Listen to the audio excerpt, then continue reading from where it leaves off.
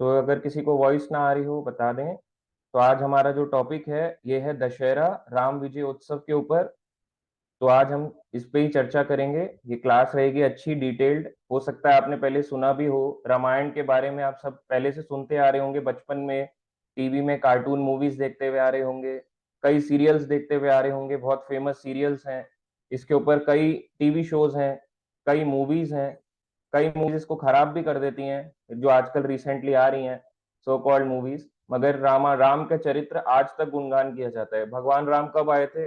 त्रेता युग में। मगर आज भी लोग राम की कथाओं को सुनने के लिए ललायित रहते हैं। आज भी लोग भगवान राम के बारे में जानना चाहते हैं। तो इससे ही पता चलता है भगवान राम की जो स्पेशलिटी है वो इसलिए भगवान है क्योंकि कब से गुणगान चल रहा है उनका, त्रेता युग से। अभी चल रहा है कलयुग।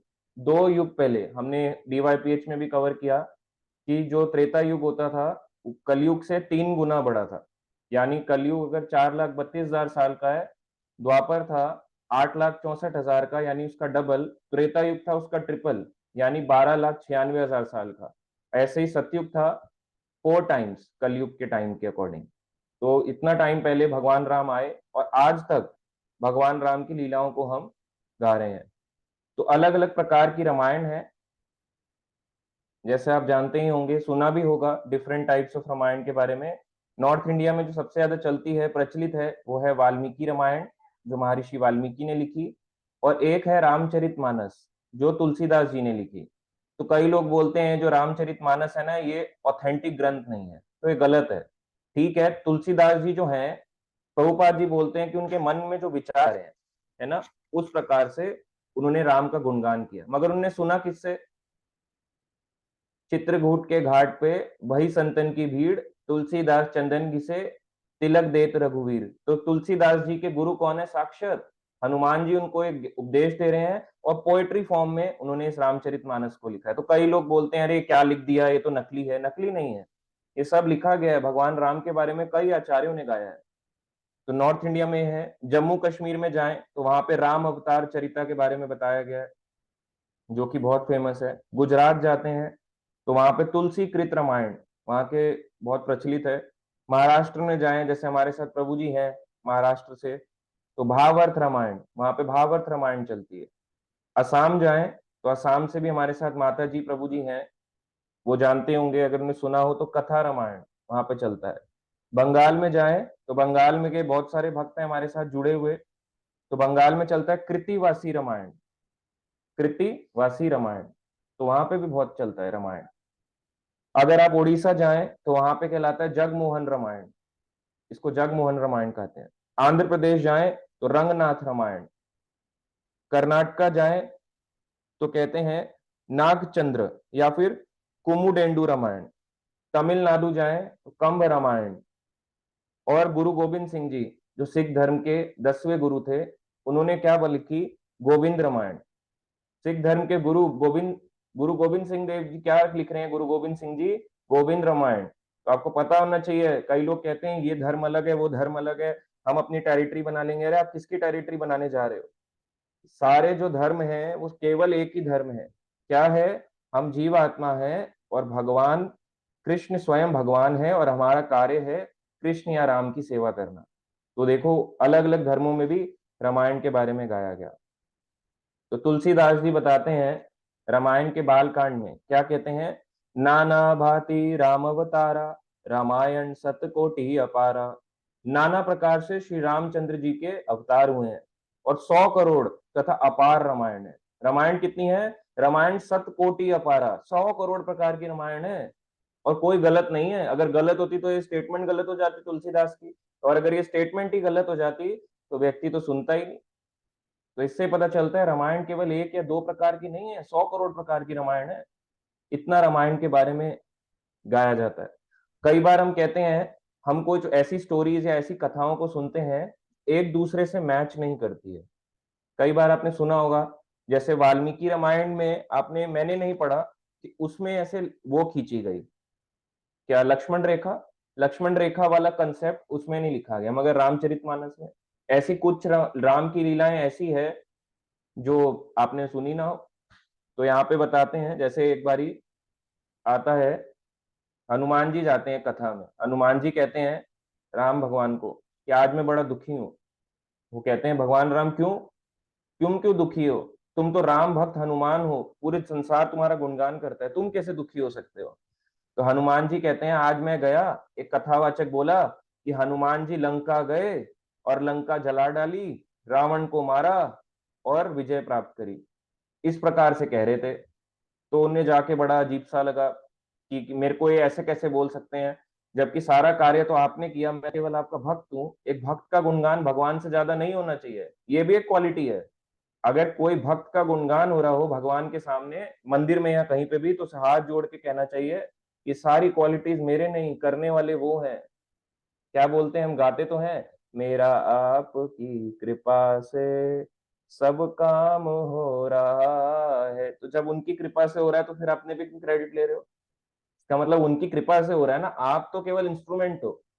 जैसे अर्जुन को भगवान कहते हैं भगवत गीता में, निमित मात्रेण, कि आप तुम तो केवल निमित मात्र हो, है ना। ये जो जितने भी यहाँ पे सेना आप देख रहे हो, जितने भी तुम्हारे प्रतिद्वंदी हैं, इनको तो मैं पहले ही मार चुका हूँ। अगर तुम नहीं भी मारोगे तो मृत्यु तो इनकी तय है।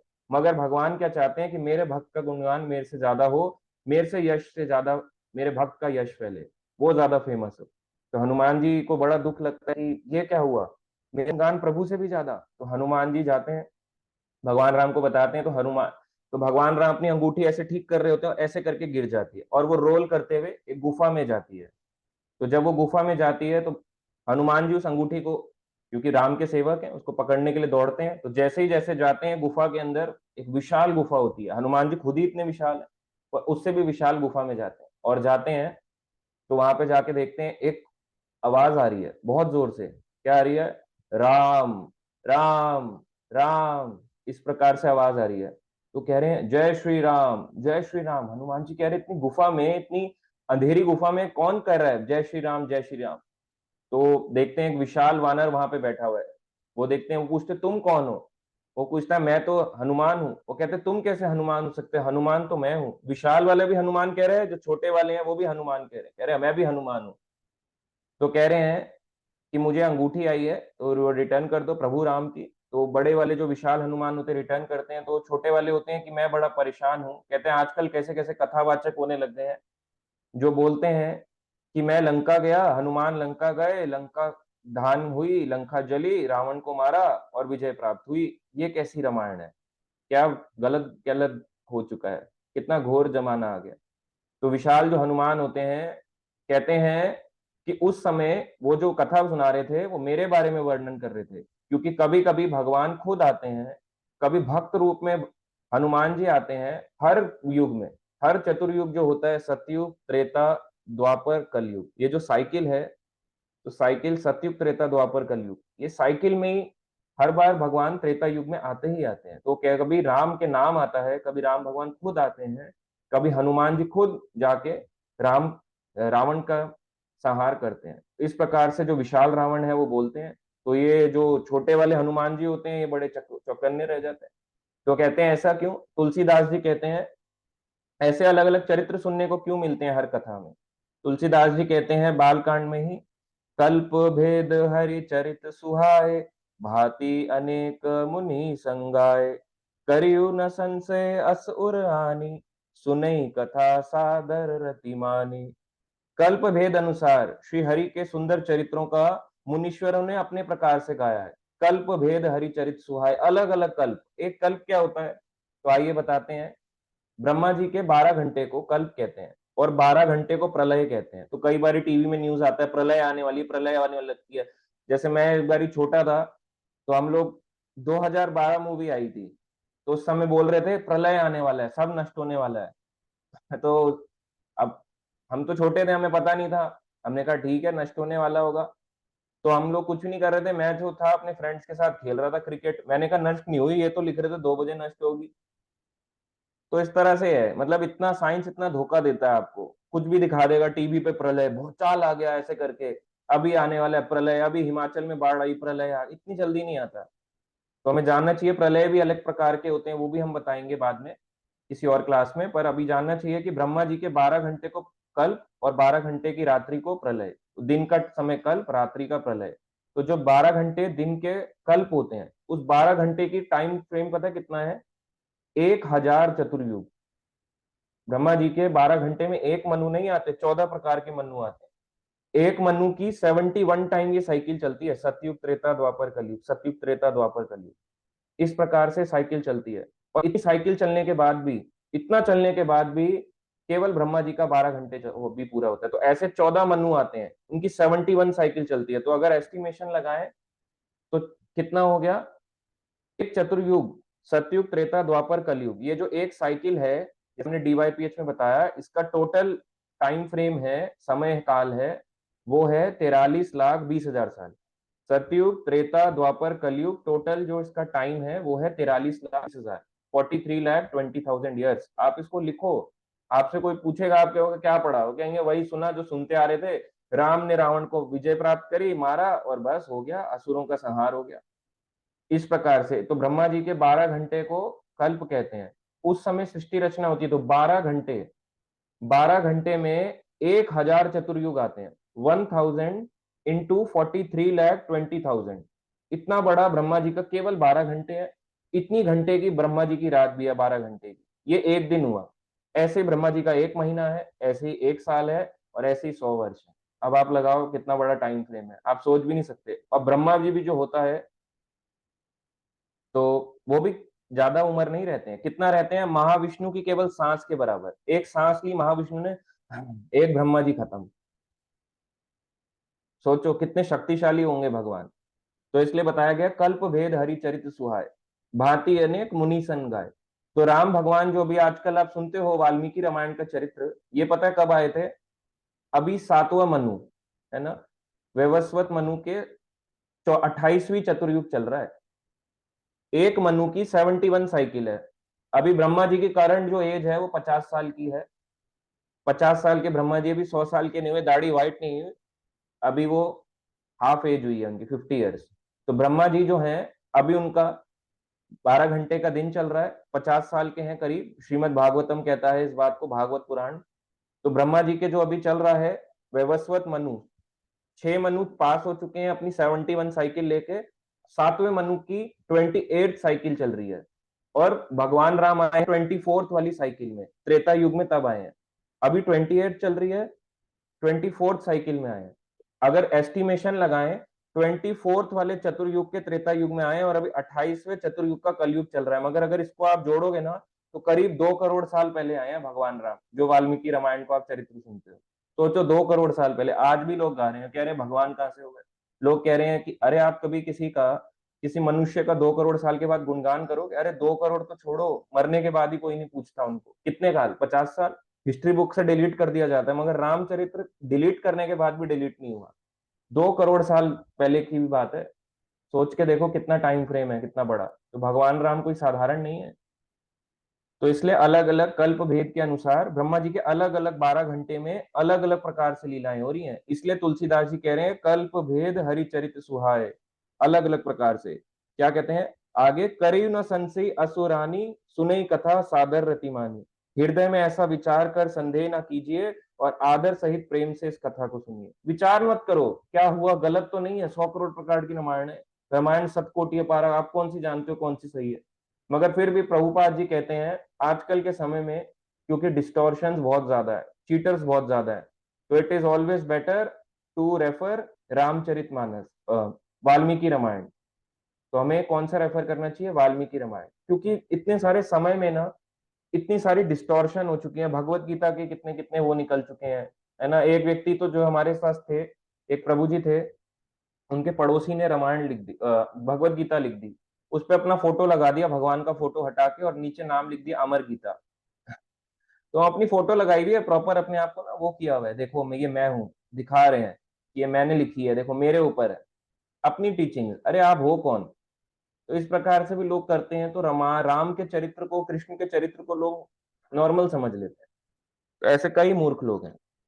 ऐसी एक और रामायण आती है, एक श्लोक की रामायण। आपने हो सकता है ये चीजें पहले सुनी भी हो सकता है ना भी सुनी हो। एक श्लोक की रामायण तो ये आचार्यों द्वारा दी गई है। तो एक श्लोक क्या है? आदौ राम तपोवन आदि, गमनम हत्वा मृग कांचनम वैदेही हरणम जटायु मरणम सुग्रीव संभाषणम बलि निर्दलं समुद्र तरणं लंकापुरी दहनम पश्चाद रावण कुंभकर्ण हरणम एतत् इति रामायणम। कहते हैं इस एक श्लोक की रामायण में, एक श्लोक की है, आदौ राम तपोवन आदि गमनम, क्या है, श्री राम वनवास में गए, वहां उन्होंने स्वर्ण मृग का पीछा किया, एक सोने के हिरण का पीछा किया। हत्वा मृग कांचनम, और इसी दौरान उनकी पत्नी वैदेही यानी सीता जी को रावण द्वारा हरण किया गया, क्योंकि वो किसका वध करने के लिए गए, स्वर्ण मृग का पीछा करने गए, इसी समय रावण ने उनका वध किया। वैदेही हरणम जटायु मरणम, तो वह सीता का हरण हुआ और जटायु का मरण हुआ जब प्राण की रक्षा कर रहे थे सीता की। सुग्रीव संभाषणम, श्री राम की मित्रता सुग्रीव से हुई। और बलि निर्दलम समुद्र तरणम, उन्होंने उसके दुष्ट भाई बाली का वध किया, समुद्र पर पुल बनाकर पार किया। लंकापुरी दहनम, लंकापुरी का दहन किया। पश्चात रावण कुंभकर्णम हन्नम, लंकापुरी के दहन हुआ, इसके पश्चात रावण और कुंभकर्ण का वध हुआ। एतदिद्धि रामायणम, यही पूरी रामायण का संक्षिप्त कहानी है। ऐसे भी है, एक श्लोक की रामायण है, कई बताते हैं कि इस एक श्लोक को पढ़ने से संपूर्ण रामायण का फल मिलता है, मगर हम फल पढ़ने के लिए रामायण पढ़ रहे हैं, अच्छा बच्चा मिल जाएगा, अच्छा उसका, हम तो भक्ति के लिए पढ़ रहे हैं ना, हम बच्चे इनके लिए नहीं पढ़ रहे हैं, सिद्धि मिल जाएगी, कुछ और मिल जाएगा, इस प्रकार से। तो ये रामायण के बारे में बताया गया, अलग अलग प्रकार की रामायण है। तो एक और ब्रह्मा जी क्या कहते हैं देखो, कई लोग कहते हैं कि राम पहले आए या कृष्ण पहले आए। हरे कृष्ण महामंत्र में आप पहले, सब लोग तो कहते हैं हरे राम राम राम हरे हरे, हरे कृष्णा कृष्णा कृष्णा हरे हरे। तो ये मंत्र उल्टा जाप कैसे है ना, उल्टा क्या है, तो इसमें बताते हैं उल्टा भी जपोगे तो भी गलत नहीं है। जैसे एक वाल्मीकि डाकू थे, जब डाकू थे ना, रत्नाकर डाकू, जो बाद में वाल्मीकि खिलाए, पर वो वाल्मीकि ऋषि और रत्नाकर डाकू की कहानी भी अलग है। ये भी जब आप सुनोगे तो वाल्मीकि जी तो ऋषि थे, ऋषि पुत्र थे, और जो डाकू थे वो डाकू थे बाय बर्थ। इस प्रकार से जो रत्नाकर डाकू थे, तो उन्होंने भी क्या जपा, क्या जप रहे थे, मरा मरा मरा मरा राम राम राम राम राम राम राम राम राम राम राम राम राम, मरा मरा मरा मरा जपते भी फल मिलता है राम का, उल्टा नाम, उल्टा नाम जप रहे थे। तो कई लोग बोलते हैं कि राम पहले आए कृष्ण पहले आए, विष्णु पहले आए कृष्ण पहले आए। आप लोग तो हरे कृष्णा बोलते हो, हर चीज में कृष्णा कृष्णा बोलते हो, तो हम क्या समझें, तत्व रूप से दोनों एक ही हैं, अगर देखा जाए कोई गलत नहीं है। कई लोग बोलते हैं आप जो बता रहे हो ये गलत है, ये गलत कैसे हो सकता है। 500 साल पहले जब भगवान चैतन्य महाप्रभु के रूप में आए, भगवान से ज्यादा तो कोई इंटेलिजेंट नहीं है, तो अगर भगवान ने इस मंत्र का नाम देना होता तो हरे राम महामंत्र देते। भगवान ने हरे कृष्णा ही बोल के जपा स्टार्टिंग में, और क्या नाम दिया, हरे कृष्ण महामंत्र, हरे कृष्ण से स्टार्ट किया। तो हम भगवान से ज्यादा इंटेलिजेंट तो नहीं है। कई लोग अपनी बुद्धि लगाते हैं, यहाँ ऐसा लिखा है, अरे समय काल में बहुत लोगों ने इसका डिस्टॉर्शन किया है, आप नहीं जान सकते। ब्रह्मा जी देखो क्या गुणगान करते हैं, तो यही जो चैतन्य महाप्रभु थे, ये ग्रंथ लेके आए, ब्रह्म संहिता। ब्रह्म संहिता इस्कॉन में मिलता भी है, आप देख सकते हैं, ये ब्रह्मा जी ने गुणगान किया भगवान कृष्ण का। तो ये ब्रह्मा जी का फोटो है, चारों मुंह से गुणगान कर रहे हैं। तो इसका 5वां अध्याय क्या है, आता है इसमें, ब्रह्मा जी कहते हैं, रामादिषु मूर्तिषु कला नियमेन तिष्ठन् नाना अवतारम अकरोत भुवनेषु किंतु कृष्ण स्वयं संभवत परम पुमानयो गोविंदमादि पुरुषम तम अहम भजामि। राम आदिषु मूर्तिषु कल्या नियमेन तिष्ठन, क्या कह रहे हैं, जिन्होंने राम, नरसिंह, वामन इत्यादि विग्रहों में नियत संख्या की कला रूप से स्थित रहकर अलग अलग अवतारों में आए। राम आदिशु मूर्तिशु, कभी राम रूप में, कभी नरसिंह रूप में, कभी वामन रूप में, अलग अवतार लेके आते हैं। नाना अवतारम अकरोत भुवनेशु किंतु, कई अवतारों में आते हैं, कभी अवतार में आते हैं, कभी अवतार के अवतार। अवतार के अवतार कौन हुए, कई अवतार हैं ऐसे, ऋषभ देव, ऋषभ देव ने आगे जैन धर्म की स्थापना करी, तो भगवान ने खुद जैन धर्म की स्थापना ऋषभ देव के थ्रू स्टार्ट हुई थी। बाद में इसमें इतना डिस्टॉर्शन हुआ, एक व्यक्ति आए अरहत नाम के, जिन्होंने अपने आप को भगवान बताना शुरू कर दिया, तो इसलिए क्या हो गया ये कुपथ पाखंडम, एक अलग जो आप जैन धर्म देखते हो, एक पाखंड धर्म चल पड़ा जो अरहत ने चलाया। इसी प्रकार से भगवान के एक और अवतार हैं कपिल देव। कपिल देव भी भगवान के अवतार हैं, अंश के अंश, कभी डायरेक्ट अवतार में आते हैं, कभी अवतार के अवतार में आते हैं, कई अवतारों में आते हैं। कृष्ण स्वयं संभवत परम पुमान्यो, परंतु जो भगवान कृष्ण श्री कृष्ण के रूप में स्वयं प्रकट हुए, कौन? भगवान कृष्ण स्वयं अपने रूप में प्रकट हुए। क्या कहते हैं? गोविंदम आदि पुरुषम तम अहम भजामि, उन आदि पुरुष भगवान गोविंद का मैं भजन करता हूँ। आदि यानी बिगिनिंग से वही थे, उनके अलावा और कोई नहीं था। कई लोग कहते हैं उनसे पहले भी कोई था, नहीं, बिगिनिंग आदि पुरुष भगवान श्री कृष्ण। भगवान कैसे हैं? आत्मा राम है, अपने आप में ही आनंद में रहते हैं, उनको किसी की जरूरत नहीं होती है। पर फिर भी क्योंकि वो जीव आत्मा भगवान की अंश है, तो भगवान की जब वो सेवा करते हैं तो जीव आत्मा यानी आत्मा को भी आनंद मिलता है, भगवान को भी आनंद मिलता है। इस प्रकार से तो ब्रह्मा जी कहते हैं इस प्रकार से कि कृष्ण ही राम अवतार में आते हैं। तो अगर कोई बोले हम राम की पूजा करते हैं कृष्ण की नहीं करते, तो क्या गलत है? ऐसा कुछ भी नहीं है। अगर हम हरे कृष्ण महामंत्र करते हो, चाहे आप नरसिंह की पूजा करो, चाहे आप राम की करो, किसी की भी करो, आपका उसी के प्रति भाव बढ़ेगा, कभी ऐसा नहीं होगा। ये भी खास बात है, हरे कृष्ण महामंत्र करके ऐसा नहीं है कि आपका केवल कृष्ण के प्रति बढ़ेगा। कई लोगों का जगन्नाथ जी के प्रति बढ़ता है, कई लोगों का चैतन्य महाप्रभु के प्रति बढ़ता है, सबका अपना अपना भाव है। ठीक है, तो अब हम थोड़ा सा जानेंगे। अब ये बहुत स्पेशल है, जो हो सकता है आपने पहले कभी ना सुना हो, या हो सकता है पहले सुना भी हो। इसके बारे में हम डिटेल में चर्चा करेंगे। तो एक बारी उत्तरकांड में आता है रामायण के, सारे ऋषि आते हैं अयोध्या में, राम का राज्यभिषेक होता है, राम को पुनः अब उनके सिंहासन पे बिठाया जाता है, राज सिंहासन पे। सभी ऋषि आते हैं, सप्त ऋषि आते हैं, कौशिक ऋषि, कर्ण ऋषि, कनाद ऋषि, धौम्य ऋषि, अगस्त्य ऋषि, अलग अलग प्रकार से ऋषि आते हैं। तो बताते हैं, अगस्त्य ऋषि एक कथा सुनाते हैं सभा में। भगवान राम पूछते हैं, लक्ष्मण क्वेश्चन करते हैं, राम बोलते हैं, अगस्त्य मुनि से रिक्वेस्ट करते हैं। तो अगस्त्य मुनि एक कथा सुना रहे हैं, बता रहे हैं सतयुग के समय, तो रावण के बारे में बता रहे हैं, मेनली कैसा रावण का जन्म हुआ। तो बता रहे हैं सतयुग के समय ब्रह्मा जी जो थे, उनका एक पुत्र था जिनका नाम था पुलस्त्य ऋषि। पुलस्त्य जो थे अगस्त्य ऋषि के भाई कहलाते थे, उनके अगस्त्य भी ब्रह्मा पुत्र थे, पुलस्त्य ऋषि भी ब्रह्मा पुत्र थे, दोनों ब्रह्मा जी के ही पुत्र थे। तो अब जो पुलस्त्य ऋषि थे ये तपस्या कर रहे थे, कहाँ पे? त्रिनबिंदु मुनि आश्रम। तो त्रिनबिंदु मुनि आश्रम में ये तपस्या कर रहे थे। आप इसको नोट करें, आपको पता चलेगा कितना कुछ है। अगर आप लिखोगे भी ना, ये देखो बुक में तो सब कुछ है, लिखोगे तो आपके माइंड में बैठेगा अगर आप राइट करते हो। तो त्रिनबिंदु मुनि के आश्रम में ये तपस्या करने गए पुलस्त्य ऋषि, क्योंकि वहां शांत वातावरण था। तो वहां पे जब भी होता, वहां पे अप्सराएं आया करती, और त्रिनबिंदु मुनि की जो पुत्री थी उन अप्सराओं के साथ वहां पे क्रीड़ा करती, खेला करती थी। तो जब वहां पे खेला करती थी, तो पुलस्त्य मुषि का जो एक बारी था, उनकी जो तपस्या थी, है ना, वो भंग हो गई। तो उनने पाया अगली बार, उनने क्रोधित हो जाते हैं, ऋषि लोग कैसे होते, क्रोधित हो जाते, तो क्रोधित हो जाते हैं, अगली बार यहाँ पे मुझे जरा भी आवाज आई या कोई मेरी तपस्या को भंग करता है, कोई भी स्त्री यहाँ के आके मेरी तपस्या को भंग करेगी किसी भी कारणवश, मेरी अगर दृष्टि उस पर पड़ती है, तो क्या हो जाएगी? तुरंत गर्भवती हो जाएगी मेरे देखते ही। तो इसी कारण से वहां पे जो अप्सराएं थी, भय के कारण अप्सराएं वहां से भाग गई। तो जो त्रिनबंधु मुनि की पुत्री थी जिनका आश्रम था, उन्हीं के आश्रम के पास में पुलस्त्य ऋषि तपस्या कर रहे थे। तो उनकी पुत्री छोटी थी, है ना, तो वो आई, खेलते खेलते आई दोबारा से, उनको लगा आज मेरी अप्सराएं नहीं आई हैं।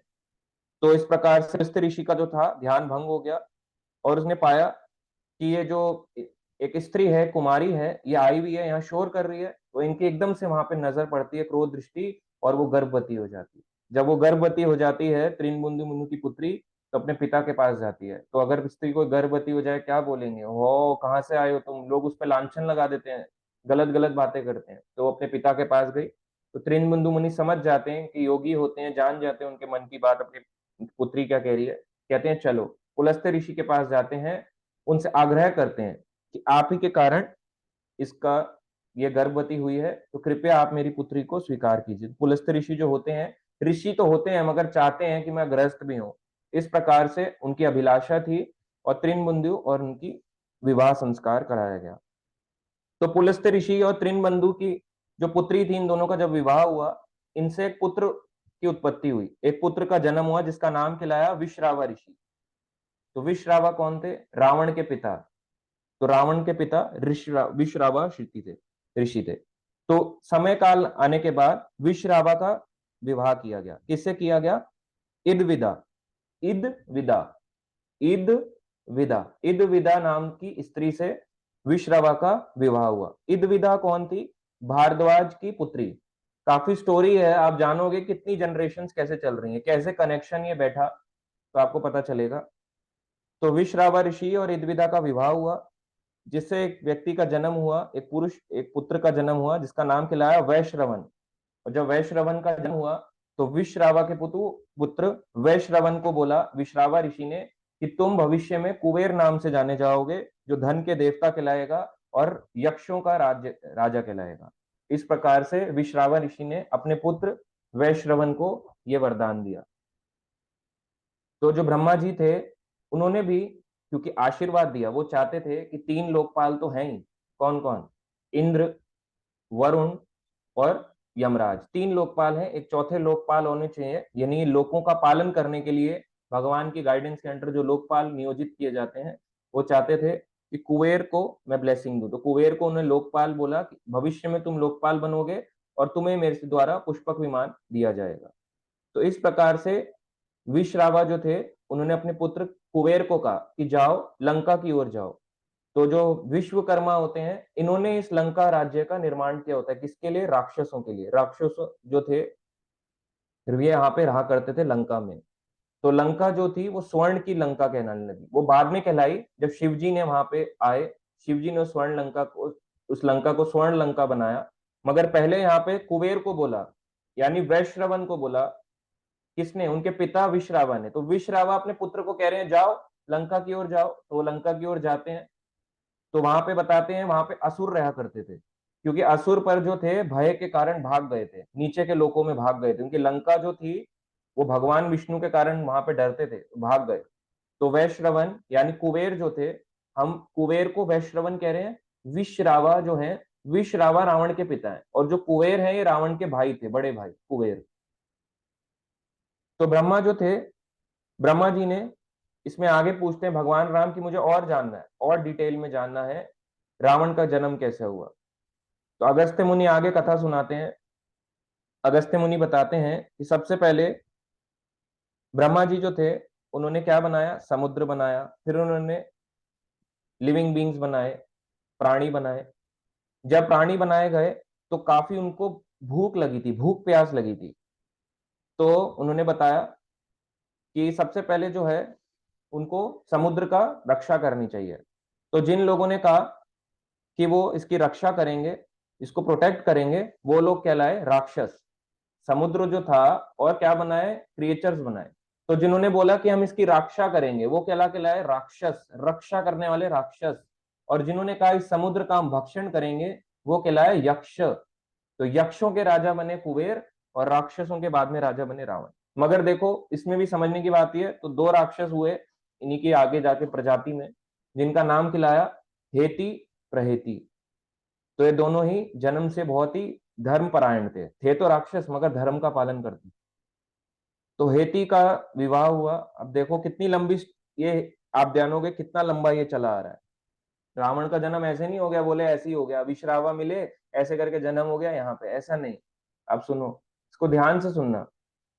हेती जो और प्रहेती ये 2 राक्षस थे तो जो धर्मपरायण थे। हेती का विवाह हुआ भय से। भय कौन थी? यमराज की पुत्री। तो हेती और भय से एक पुत्र का जन्म हुआ जिसका नाम खिलाया विद्युत केश। ठीक है, तो विद्युत केश जो है इनका विवाह हुआ सूर्य देव की पुत्री शलकटंकता से। शलकटंकता से इनका विवाह हुआ विद्युत केश का। आगे जाके इनके एक और पुत्र हुए, उनका नाम खिलाया सुकेश। तो सुकेश जो थे उन्हें शिवजी से ब्लेसिंग मिली और पार्वती से कि वो आगे जाके खूब शक्तिशाली हों। तो सुकेश का विवाह हुआ, एक गंधर्व थी, ग्रामणी गंधर्व, उसकी पुत्री देववती से उसका विवाह हुआ सुकेश का। सुकेश के 3 पुत्र हुए। कौन कौन? माली, सुमाली और माल्यवन। माल्यवन कौन है? कौन बताएगा माल्यवन कौन है? इतनी तो सबने रामायण सुनी होगी, चलो देखते हैं। अभी विश्रावा और केकसी आएगा प्रभु जी, अभी माल्यवन का जन्म हुआ है, अभी आएगा, अभी केकसी का विवाह हुआ नहीं है। ये अभी बताया कि विश्रावा ऋषि और कुबेर कैसे आए पहली स्टोरी में। अगली स्टोरी में भगवान राम पूछ रहे हैं अगस्त्य मुनि से, तो रावण के बारे में बताया, रावण कैसे आया। कौन बताएगा माल्यवन कौन थे, किसी को भी नहीं पता। रावण के ससुर का नाम क्या था?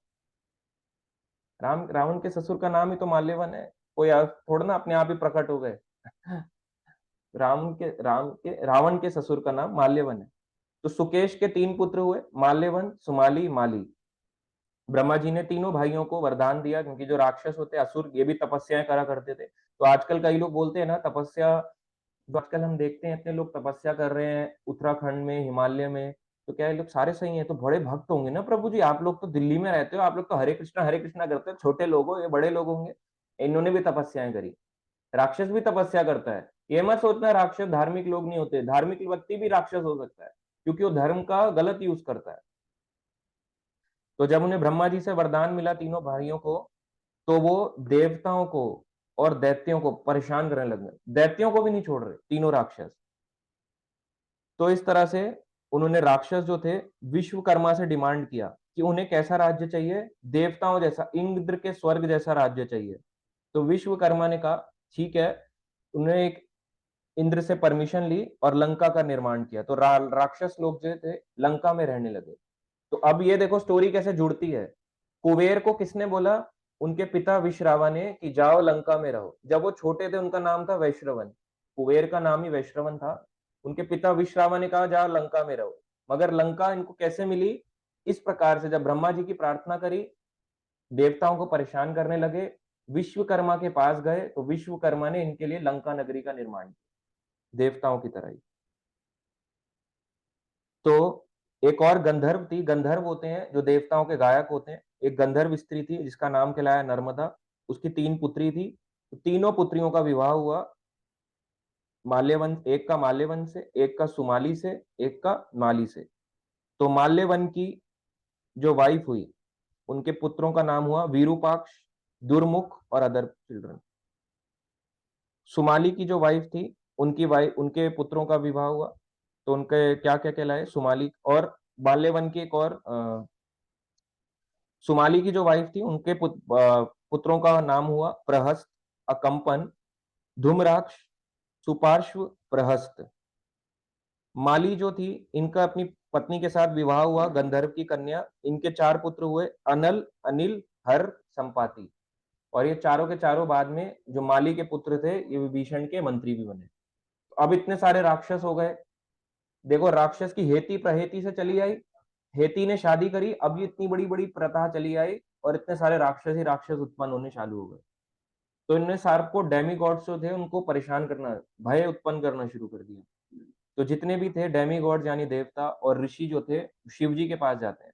शिव जी कहते हैं इसका निराकरण मैं नहीं कर सकता, क्योंकि शिव जी क्या कहलाते हैं, है ना? शिव जी किसके लिए भगवान है? राक्षसों के लिए, भूत प्रेतों के लिए। शिव जी बोले ये भी वरदान मांगेंगे, आप भी वरदान मांगो, किसकी पूरी करो, जाओ विष्णु के पास जाओ। तो विष्णु के पास भेजते हैं।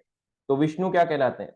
विष्णु कहलाते हैं यदा यदा ही धर्मस्य ग्लानिर्भवति भारत, अभ्युत्थान धर्मस्य तदात्मानं सजाम्यहम्। जब जब धर्म की हानि होती है और अधर्मता बढ़ने लगती है, तब भगवान अवतरित होते हैं। तो विष्णु जो थे, इनके और राक्षसों के बीच में युद्ध हुआ। तो जो भगवान विष्णु थे, बहुत भयंकर घमासान युद्ध चला, उन्होंने माली को मार डाला। जो 3 असुर थे आए, माली, सुमाली, माल्यवन, माली को मार डाला।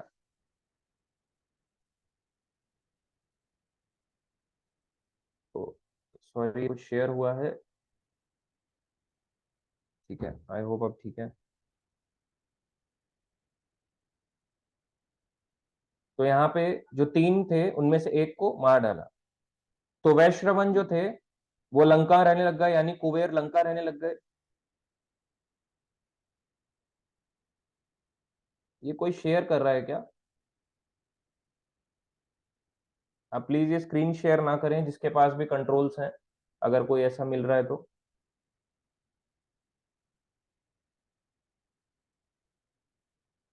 ठीक है, तो यहाँ पे बताया गया वैश्रवन जो थे ये लंका रहने लगे। और सुमाली की एक और पुत्री भी हुई जो कहलाई केकसी। सॉरी, मैं माल्यवन बोल रहा हूँ, सुमाली। सुमाली की एक पुत्री कहलाई केकसी। सो ये जो थे, तो क्योंकि केकसी और माल्यवन थी तो सुमाली की पुत्री, मगर ये माल्यवन को दे दी गई। केकसी जो थी माल्यवन को दे दी गई। जैसे भाई होता है ना, अपने अपने आप केयर टेक नहीं कर पाता, अपने भाई को दे देता है, वैसे सुमाली ने अपनी पुत्री केकसी माल्यवन को दी। तो माल्यवन क्या कहलाए? ससुरी कहलाएंगे। तीनों जो भाई हैं, माली, सुमाली, माल्यवन, तीनों ससुरी तो कहलाएंगे। ससुर, भाई, ससुर, जो भी कह लो, इस तरह से। तो माली की मृत्यु हो गई, सुमाली और माल्यवन बचे। अब ये भय के कारण छुप गए। तो भय के कारण भागे, भगवान विष्णु के कारण। इस कारण से राक्षसों ने लंका को छोड़ दिया। इनको मिली थी लंका विश्वकर्मा द्वारा, क्योंकि उन्होंने भय उत्पन्न करना शुरू किया, मगर ये भाग गए। तो कुबेर जो थे वो लंका को आ गए। तो जो केकसी थी वो किसके पास आई? वो चाहते हैं कि उनको एक सुंदर वर मिले, और क्योंकि चाहते थे, क्योंकि एक ऋषि पुत्र, एक ऋषि मिले। एक ऋषि मिलने से क्या होगा? भगवान उनकी सुनेंगे, कि भगवान उनसे युद्ध नहीं करेंगे फिर। नहीं तो देवताओं के बीच में अगर भगवान विष्णु आ जाएंगे तो कैसे जीत पाएंगे? पराजय ही होगी हर बार। तो जो केकसी थी वो जाती है, सुंदर होती है। तो कई बार लोग सोचते हैं ना, भयानक होते हैं राक्षस, ही हा हा हा, ऐसे दो उनके ड्रैकुला जैसे दांत होंगे, फाड़ देंगे। नहीं, जो आजकल आपको गाड़ियों में ऐसे घुमाते हुए दिख रहे हैं ना, बाल ऐसे खड़े करते हुए जेल लगा के, या लड़कियां जो गप्पो घूमती हुई दिख रही है, ऐसे असुर भी बहुत सुंदर सुंदर दिखते थे, राक्षस। तो केकसी गई विश्रावा ऋषि के पास। तो विश्रावा ऋषि के पास गलत समय में जाने से इन दोनों का विवाह हुआ। इनऑस्पिशियस टाइम था। तो वो बोलते हैं, क्योंकि तुम मेरे गलत समय पे मेरे पास आई हो, तो हमारे जो पुत्र होंगे विश्रावा ऋषि के, अब दूसरी मैरिज है इनकी, बता रहे हैं कि मेरी, अगर तुम जो पुत्र कहलाएंगे, तो वो लोग कैसे होंगे? अधार्मिक हो, अधर्मी लोग होंगे जितने भी मेरे पुत्र होंगे, क्योंकि तुम इनऑस्पिशियस टाइम में आए। ऐसे एक और इनऑस्पिशियस टाइम की हम बात बताते हैं, भागवतम में ही आता है। दीति और अदिति, देवताओं की माता अदिति, आदित्यों की माता अदिति, और दैत्यों की माता अदिति। तो एक बारी दीति कश्यप मुनि से बोलती है, उन्हें संतान चाहिए, है ना। तो वो गलत समय में जाती है। तो शाम के समय में बताते हैं, शाम का समय जो दो संधि मिलती है, इसलिए सुबह और शाम को आरती करी जाती है। सुबह के समय भी आरती होती है, शाम को भी। तो दीति ने शाम के समय क्या करना चाहा? संभोग करना चाहा अपने पति के साथ। तो कश्यप मुनि ने उनके साथ किया, और कौन से दो भयानक असुर पैदा हुए? हिरण्याक्ष और हिरण्यकश्यप। तो शाम का समय जो होता है, इसलिए आरती करी जाती है। दो संध्याएं जब मिलती है, भगवान का धार्मिक कार्य किया जाता है। पर लोग क्या करते हैं उस समय? शाम का टाइम है, मोमोज का टाइम है अब तो, या फिर घूमने का टाइम है, पिक्चर का टाइम है, या कुत्ते घुमाने का टाइम है, जिम का टाइम है। मगर शाम का समय किस लिए होता है? भगवान की भक्ति। हाँ, अगर कोई ऑफिस है, अगर कोई अपनी जॉब में है, ड्यूटीज में है, तो वो फिर भी बच जाएगा। परंतु अगर कोई केवल इस टाइम को व्यर्थ समझता है कि क्या फर्क पड़ता है, छोड़ो ना, ये तो होता रहता है, इस प्रकार से भय उत्पन्न होते हैं। ऐसे ऐसे सिचुएशन में केवल एक बार ऐसा गलत कार्य किया तो हिरण्याक्ष और हिरण्यकश्यप आए। वैसे इनऑस्पिशियस टाइम में जो मैरिज करता है, ऐसे गलत अधर्मी लोग उनका पैदा होते हैं। तो विश्रावा ऋषि और केकसी से 4 लोगों का जन्म हुआ। कौन कौन? दशग्रीव, जिसके 10 सर थे। तो रावण ऐसा नहीं था कि पहले एक सर के साथ हुआ था। कई लोग कहते हैं ना, उसके 10 सर थे, माँ की गर्भ में कैसा रहा होगा, ऐसे ऐसे सर हिलाता होगा, तो उसकी माँ तो रोती रहती होगी, और जब ऐसे करके बच्चे को खींचते हैं बाहर, तो 10 सर कैसे निकाले होंगे। तो ये जो बुद्धि है ना, ये हमारी काल्पनिक अजीब सी बुद्धि है, कि 10 सर उसके माता की गर्भ में कैसे रहे होंगे, कैसे 10 सर वाले बच्चे को खींचा होगा, कैसे डिलीवरी हुई होगी। तो ये चीजों की हम कल्पना नहीं कर सकते। तो दशग्रीव जो थे, इनका जन्म हुआ, और इनके साथ साथ जन्म हुआ कुंभकर्ण का, और इनकी बहन का जन्म हुआ तीसरी, शूर्पणखा, और चौथा इनके भाई जो धार्मिक व्यक्ति थे, जिनका नाम था विभीषण। तो इन चारों का जन्म हुआ। देखो कहां से कहां स्टोरी आ रही है, चली आ रही थी विश्रावा से। ब्रह्मा के पुत्र पुलस्त्य, पुलस्त्य के विश्रवा ऋषि, विश्रवा के ऋषि बेटे कौन हुए? कुबेर। कुबेर को बोला जाओ लंका रहो। फिर जब लंका रहने के लिए बोला, तो ब्रह्मा जी, फिर अगस्त्य मुनि ने डिफरेंट एक और स्टोरी सुनाई, एक और कथा सुनाई, कि किस प्रकार से ब्रह्मा जी से आगे राक्षस आते हैं, राक्षस में हेति प्रहेति, फिर इनकी प्रथा में आगे जाके 3 राक्षस हुए, माली, सुमाली, माल्यवन। फिर केकसी आई, फिर केकसी से विवाह हुआ विश्रावा का, और फिर जाके रावण का जन्म हुआ। तो रावण जो था, क्या था? रावण शुरू से ही दंभी, अहंकारी, ऐसा नहीं था कि बहुत ही भक्त व्यक्ति था, अहंकारी। तो दशग्रीव जो था, उनको प्रणाम किया। तो कितना प्रणाम किया अब जानते हैं हम। इन्होंने जब तपस्याएं करी, तो अगस्त्य ऋषि आगे बताते हैं भगवान राम को, क्योंकि कथा कहाँ चल रही है, अयोध्या में। तो बताते हैं कुंभकर्ण जो थे, गर्मी की ऋतु, जब गर्मी का समर सीजन होता था, तो चारों ओर अपने अग्नि जला लेता था।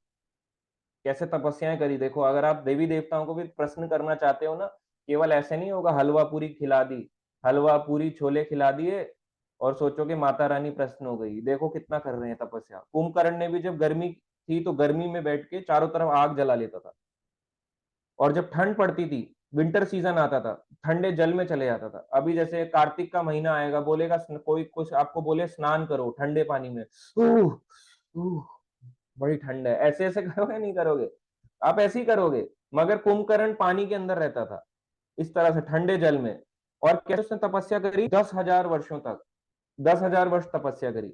विभीषण ने एक पैर पर 5,000 वर्षों तक और दूसरे पैर पर 5,000 वर्ष तक खड़े अपनी भुजाओं को सिर से ऊपर उठाए सूर्य देव की आराधना करता रहा। ऐसे करके विभीषण ने भी प्रार्थना करी, एक टांग पे खड़ा होके। ये तपस्या कोई कर सकता है कलयुग में? बोले करते हैं। जरूरी थोड़ा ना भगवान मिल जाए। कुंभकर्ण ने भी तो तपस्या करी, भगवान मिले? तो भगवान तपस्या का विषय नहीं है, भगवान भाव का विषय है। भाव होना चाहिए, और भाव के साथ रूल रेगुलेशन होनी चाहिए। किसी में केवल भाव हो, रूल रेगुलेशन ना हो, तो वो भी पूर्ण भाव नहीं है। अभी उसने डेवलप ही नहीं किया, क्योंकि जिसमें भाव होगा वो रूल रेगुलेशन तोड़ेगा ही नहीं। तो इस प्रकार से विभीषण ने भी 10,000 वर्ष तपस्या करी। दशग्रीव, अभी इनका नाम रावण नहीं कहलाया, अभी हम इन्हें दशग्रीव ही बोल रहे हैं। दशग्रीव यानी 10 गर्दन जिसकी थी, 10 सर वाला, दशानन, तो दशग्रीव इसका नाम पड़ा। तो 10,000 वर्षों तक बिना भोजन किए, प्रत्येक 1,000 वर्ष की अवधि के अंत में अपना एक सिर यज्ञ की अग्नि में अर्पण करता रहा। हर 1,000 साल बाद ब्रह्मा जी को ओम ब्रह्म देवाय नमः, अपना सर काटता और ब्रह्मा जी को प्रदान करता। इस प्रकार से, तो जैसे ही 10वां सिर वो बलि देने जा रहा था, 10,000 साल बीत गए, एक आखिरी सर बता था, तो ब्रह्मा जी आ गए, उसकी तपस्या से प्रसन्न हुए। तो देवता तपस्याओं से प्रश्न होते हैं। कृष्ण तपस्या का विषय नहीं है, कृष्ण भाव और प्रेम का विषय है। कृष्ण को तपस्या से नहीं होता। कभी भगवान कहते हैं, भाव बिना सुनी पुकारे मैं कभी सुनता नहीं। भाव के बिना पुकारोगे भगवान सुनेंगे ही नहीं, कितनी मर्जी तपस्याएं कर लो, भाव होना चाहिए उसमें। जब हम हरे कृष्ण महामंत्र भी करते हैं, हम कहते हैं भगवान हमारी सुन रहे नहीं कर रहे, अरे सुन रहे हैं, क्योंकि आप में भाव है, नहीं तो कोई चैंट ही नहीं कर सकता। हाँ, उतना शुद्ध भक्ति नहीं है, मगर अगर उसमें इतना भी भाव नहीं होगा तो वो नाम ही नहीं ले सकता। तो जो ब्रह्मा थे, इनको वरदान दिया। तो ब्रह्मा जी से कहते हैं, क्या कहते हैं, दशग्रीव बोलता है प्रणाम करके कि मुझे केवल मृत्यु का भय है, अतएव मुझे अमरता का वरदान दे। अमरता का वरदान मांग रहे हैं। भगवान किसने कहा? ब्रह्मा जी ने कहा, क्योंकि ब्रह्मा गुण अवतार है, तो कई बार हम भगवान से भी संबोधित कर देते हैं, मगर है क्या? एक जीव आत्मा ही है। तो ब्रह्मा जी जो थे, अमरता का वरदान उनको देते हैं। वो कहते हैं कि अमरता जो है मैं तुम्हें दे तो सकता हूं, मगर मुझे भी देह त्याग करनी पड़ती है। तो कुछ ऐसा वरदान मांगो, जो मैं तुम्हारे को दीर्घायु तो दे दूंगा, पर कुछ ऐसा वरदान मांगो जैसे सच में तुम्हारे काम का हो। तो दशग्रीव ने फिर से सोचा और फिर बोलते हैं कि मुझे यह वरदान दें, क्योंकि मृत्यु का भय था। नागों, यक्षों, दैत्यों, दानवों, राक्षसों एवं देवताओं के हाथों ना मारा जाऊं, किसी के हाथों भी ना मारा जाऊं, भगवान के हाथों भी नहीं स्वयं। मनुष्य तथा अन्य प्राणी मेरे लिए मार्ग में पड़े तृण के समान तुच्छ है। एक चीज भूल गया, मनुष्य बोलना भूल गया, कि जो मनुष्य है ना वो तो तुच्छ होते हैं, ये क्या मुझे मारेंगे? जब मैंने इतने सारे बड़े बड़े लोगों का नाम ले दिया, छोटे वालों को छोड़ो। ऐसे होते हैं भगवान। जितनी मर्जी तपस्याएं कर लो, जितना मर्जी मांग लो, भगवान उस छोटे से में एंटर कर जाएंगे। जो आपने नहीं मांगा, वहां पे भगवान एंटर करके उसको मार डालेंगे। तो इसने बोला मनुष्य तुच्छ है, जब इतने बड़े बड़े लोग नहीं मार सकते तो मनुष्य क्या मार लेंगे? तो कहते हैं मुझे उनका भय नहीं है, मनुष्यों का। तो ब्रह्मा जी कहते हैं तथास्तु, ऐसा ही हो, और रावण को वरदान मिलता है। इस प्रकार से भगवान जो ब्रह्मा जी थे, इन्होंने विभीषण से पूछा तुम भी अपनी इच्छा अनुसार कोई वरदान मांगो। तो विभीषण कहते हैं आप मुझ पर प्रसन्न होने से ही मेरे जीवन का ध्यान पूर्ण हुआ है। आप मुझ पे प्रसन्न है, मेरा केवल इतना ही मात्र से मेरा, मुझे धैर्य है, मैं शांत हूं, मुझे अच्छा लगा कि आप प्रसन्न है। मेरी एकमात्र इच्छा है कि मेरा मन सदैव धर्म के पथ पर चले। बस वो यही कहते हैं कि मेरा सदैव जो मन है ना, ये भगवान में लग जाए, धर्म के मार्ग में मैं चलूं। इस प्रकार से इनकी भी इच्छा को पूरते हैं, तथास्तु आपकी भी इच्छा को पूरा किया जाएगा। तो कुंभकर्ण को वरदान देने जा रहे थे। जो कुंभकर्ण थे, बचपन से ही बड़े भयानक थे। बचपन से ही कैसे थे, राक्षस, वो कैसे थे, भक्षण कर लेते थे, मनुष्य को उठाया हु हु हा हा हा, और अपने मुंह में डाल लेते थे ऐसे करके। जैसे आप मोमोज खाते हो, मोमोज मुंह में डाल लेते हो, एक एक मोमोज ऐसे करके, एक मोमोज, फिर एक चिली पोटैटो, इस तरह से वो जो मिलता था ऐसे करके मुंह में डाल लेते थे। जो भी कुछ भी दिखता था, राक्षस, दैत्य, कुछ भी खा लेते थे। ऐसी जो लोग होते हैं ना, जो कुछ भी खा लेते हैं, तो कुंभकर्ण के समान ही है। अभी जैसे कई लोगों को तंद्रा निद्रा आ रही है, तो तंद्रा निद्रा क्या है? दो बीवी हैं कुंभकर्ण की, एक तंद्रा, ये तंद्रा है, ये कुंभकर्ण की बीवी आप पे हावी हो रही है, और एक निद्रा, क्लास सुनते हुए सो जाओ, वीडियो ऑफ कर दो, लेट जाओ बेड में थोड़ा सा ऐसे करवट लेके, तो ये निद्रा तंद्रा ये आपको सता रही है। कुंभकर्ण की दो बीवियों ने आपको घेरा हुआ है। आप सोचो माया में हम नहीं बंधे हुए, आप बंधे हुए हो। ये केवल एक छलावा है, माया का बहुत बड़ा छलावा है। आपको पता नहीं चल रहा माया कितनी प्रबल है, किस हद तक प्रबल हो सकती है, आप सोच नहीं सकते। तो हमें सुनना चाहिए, नहीं तो आप पे हावी बनी रहेगी। तंद्रा निद्रा को आप मार ही नहीं सकते जब तक आप अटेंशन नहीं दोगे खुद से। तो इस प्रकार से जो कुंभकर्ण थे बहुत भयानक थे। तो देवता पहले ही जाते हैं, बोलते हैं कि अगर आपने इसे वरदान दे दिया तो हमारा विनाश कर देगा, स्वर्ग का क्या सारे लोगों का विनाश कर देगा। इसके मुंह पे ब्रह्मा जी समझ जाते हैं देवताओं की उसको, कि देवता मेरे से क्या कहना चाह रहे हैं, और सरस्वती को अपने ही मन से जाके कहते हैं। सरस्वती क्योंकि उनकी पुत्री समान भी है, तो उनको जाके कहते हैं कि जाओ इसकी जीवा पे बैठ जाओ। तो वो कहता है, कुंभकर्ण बोलने वाला होता है ऐसे हाथ जोड़ के, इंद्र आसन, मगर क्या बोल देता है, निद्रा आसन, तो सो जाता है। उसको भगवान ब्रह्मा जी उसको वरदान देते हैं कि ठीक है, 6 महीने तुम सोओगे, 6 महीने तुम उठोगे। इस प्रकार से वरदान मांगने को उसका भी सफल हुआ। तो ब्रह्मा जी ऐसे ही कहते हैं ऐसा ही हो। तो उसने बोला कि जरूर ये देवताओं की चाल होगी, जिसने मुझे ऐसा बोला, मैं तो इंद्र आसन बोलने जा रहा था, मैंने निद्रा आसन कैसे बोल दिया। तो तीनों भाई जो थे प्रसन्नता पूर्वक बाद में वन में चले गए। इसके बाद जो थे, रावण बहुत शक्ति, जो दशग्रीव था वो बहुत शक्तिशाली हो गया। तो दशग्रीव ने इस प्रकार से आगे जाके, ऐसे इनके उसका संघ कैसा था, एसोसिएशन सारा राक्षसों का था, बुरे लोगों का संघ ही था। इस प्रकार से उसका संघ हुआ करता था। तो रावण जो था प्रहस्त के साथ लंका को गया।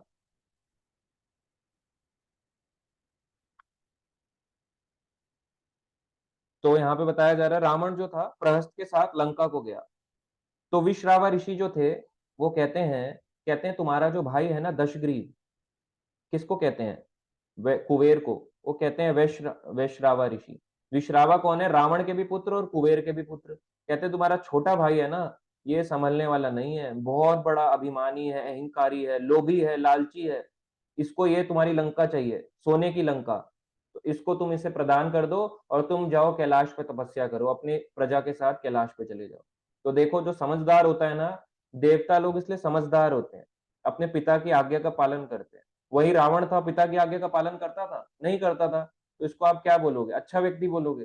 कई लोग कहते हैं ऋषि पुत्र था, अरे कहाँ ऋषि के गुण कहाँ थे, क्योंकि उसका संग, जब एक बेटे का या पुत्र या पुत्री का जन्म होता है, उसमें ज्यादा माँ के गुण आते हैं और पिता के गुण कम आते हैं। ये सच बात है। पिता के गुण जिसमें ज्यादा होंगे तो वो तो भक्त बन जाएगा, मगर पिता के गुण ही नहीं थे, क्योंकि माता का इन्फ्लुएंस हमेशा ज्यादा होता है। बच्चा ज्यादा किससे अटैच होता है, माँ से। माँ को हक कर लेगा, माँ को पकड़ लेगा, माँ के माँ माँ माँ माँ पे चिपका रहेगा। तो बच्चा माँ वाला ज्यादा होता है। तो इसलिए माँ के गुण आए, तो वो क्या कहलाया, क्योंकि केकसी राक्षसी का पुत्र था, तो वो भी राक्षस कहलाया। तो दशग्रीव जो था प्रहस्त के साथ गया, और वहां पे जाके लंका में निवास करने लगा। और जो कुबेर थे वो कैलाश की ओर को चले जाते हैं अपने जितने भी अनुयायी फॉलोअर्स के साथ। तो रावण अब लंका का राज्य कहलाया, क्योंकि रावण बहुत शक्तिशाली था। निर्भीक होकर जीने लगा कि अब तो मुझे किसी का डर ही नहीं है, मैंने वरदान मांग लिया कि भगवान भी मुझे नहीं मार सकते, कोई मुझे नहीं मार सकता। इस प्रकार से, तो इस प्रकार से यहाँ पे बताया गया इनका विवाह कैसे कैसे हुआ। तो जो शूर्पणखा का विवाह था वो हुआ विद्युजीत से, जो दानव राज्य था, दानव का राजा था विद्युजीव। विद्युजीव के साथ शूर्पणखा का विवाह हुआ। मय दानव और हेम अप्सरा। मय एक दानव था जो वहीं लंका में रहा करता था, रावण के से डरता भी था, मगर वहीं रहता था। वो कहता था मुझे भगवान का डर है कि मैं यह दानव हूँ, भगवान मुझे मार ना डाले, मैं छुप के जी रहा हूँ। तो इसकी 3 पुत्री थी, मायावी, दुंदुभी और मंदोदरी। तो मय दानव जो था, तो मैं बताना भूल गया, केकसी यानी रावण के नाना कहलाते थे। मैं ससुर बोल रहा था, रावण के नाना थे माल्यवन, सुमाली माली। मैं सॉरी उसको बोलना भूल गया। तो रावण के नाना, जो रावण के ससुर थे वो मय दानव थे, जिनके पुत्री का नाम था मंदोदरी। तो हो सकता है मुझसे मिस हो गया हो, तो जितने भी भक्त उसको सुन रहे हो इस तरह से उसको करेक्ट कर लें। तो वो रावण के नाना कहलाए, क्योंकि उनकी पुत्री केकसी हुई, केकसी के पुत्र रावण हुए, तो रावण के इस प्रकार से। तो मय दानव की पुत्री मंदोदरी के साथ दशग्रीव का विवाह हुआ। इनके पुत्र कहलाए मेघनाद, जो बाद में कहलाते इंद्रजीत, इंद्र को जीतने वाले। बलि महाराज की, बलि महाराज कौन थे? जिनके लिए भगवान वामन आए। तो बलि महाराज की पोती वज्र ज्वाला का विवाह किसके साथ हुआ? कुंभकर्ण के साथ। और गंधर्व की बेटी, गंधर्व की पुत्री का विवाह हुआ विभीषण के साथ। इस प्रकार से कुंभकर्ण के लिए बहुत बड़ा राज्य बनाया गया लंका में ही। तो एक बार जो कुबेर होते हैं, कुबेर बोलते हैं कि रावण हो गया बहुत अभिमानी हो गया है, इसकी तो प्रजा बढ़ती जा रही है। तो इसका अभिमान कम करने के लिए उन्होंने अपना एक मैसेंजर को भेजा कि जाओ रावण को बता के आओ। तो रावण के पास जाते हैं कि बोलते हैं कि तुम जो है ना अपनी शक्ति का गलत इस्तेमाल कर रहे हो। तुम्हारी जो शक्ति है, तुम बहुत शक्तिशाली हो, इसमें कोई दोहराई नहीं है, मगर शक्ति का अभिमान नहीं करना चाहिए। तो क्या कहते हैं, रावण कहता है। तो उसके बाद रावण कुबेर के मैसेंजर रावण को कहते हैं कि देवताओं एवं ऋषियों को निकोच वध करने लगा, तथा उसने स्वर्ग के अंदर उद्यानों को नष्ट कर दिया। रावण ऐसा था, स्वर्ग के उद्यानों को भी नष्ट करने लग गया। कुबेर को अपने भाई की पतित दशा का ज्ञान हुआ। इस प्रकार से कुबेर को ज्ञान हुआ।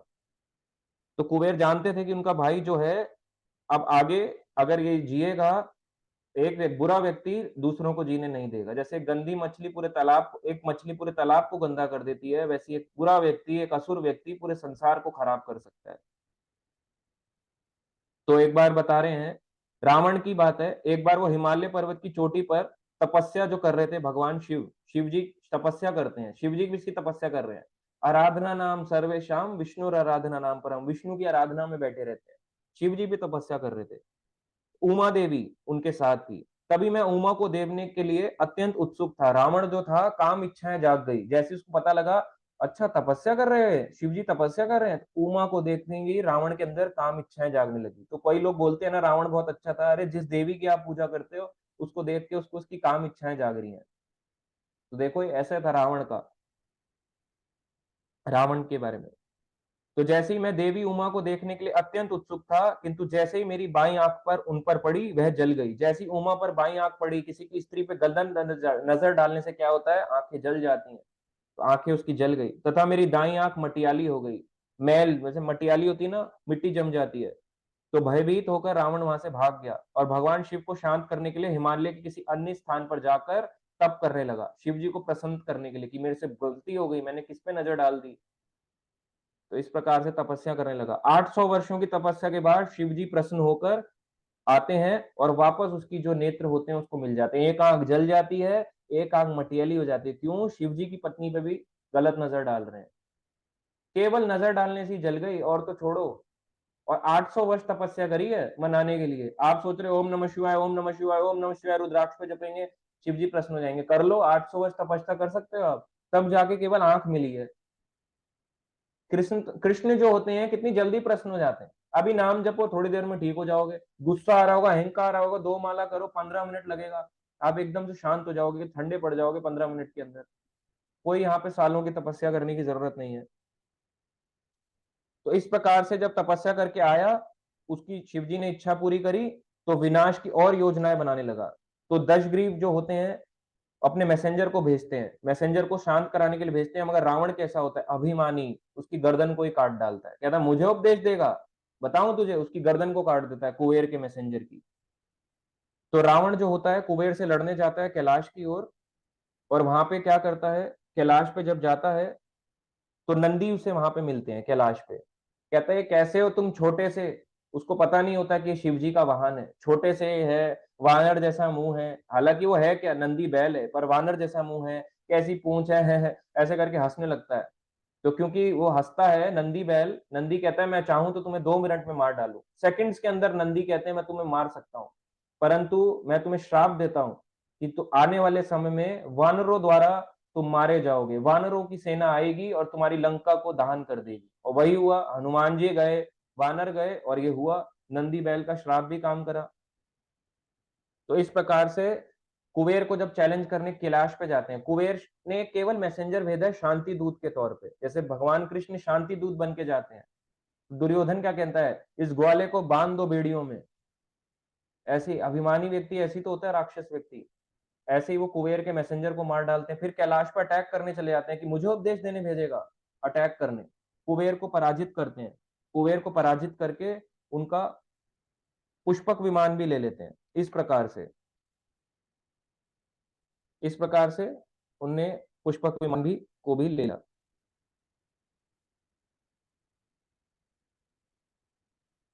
तो दशग्रीव जो था, एक जब इसने इसको वो मिला, नंदी से वो मिला, कुबेर को भी इसने पराजित करा।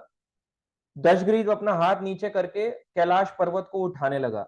जैसे ही पर्वत जोर से हिलने लगा, तब महादेव ने अपनी उंगली, तब क्या हुआ, पार्वती लड़खड़ाने लगी। उमा जो थी पार्वती लड़खड़ाने लगी, ऐसे करके गिर जाते हैं ना पति पे, जैसे बाइक चलती है, इसको गलत एग्जांपल ना ले, बाइक चलती है, ब्रेक लगता है ना, एकदम से पत्नी अपने पति को ऐसे करके पकड़ लेती है, या लड़की लड़के को पकड़ लेती है, आगे वाले पीछे वाला आगे वाले को पकड़ लेता है, ऐसी पार्वती ने शिव जी को पकड़ा।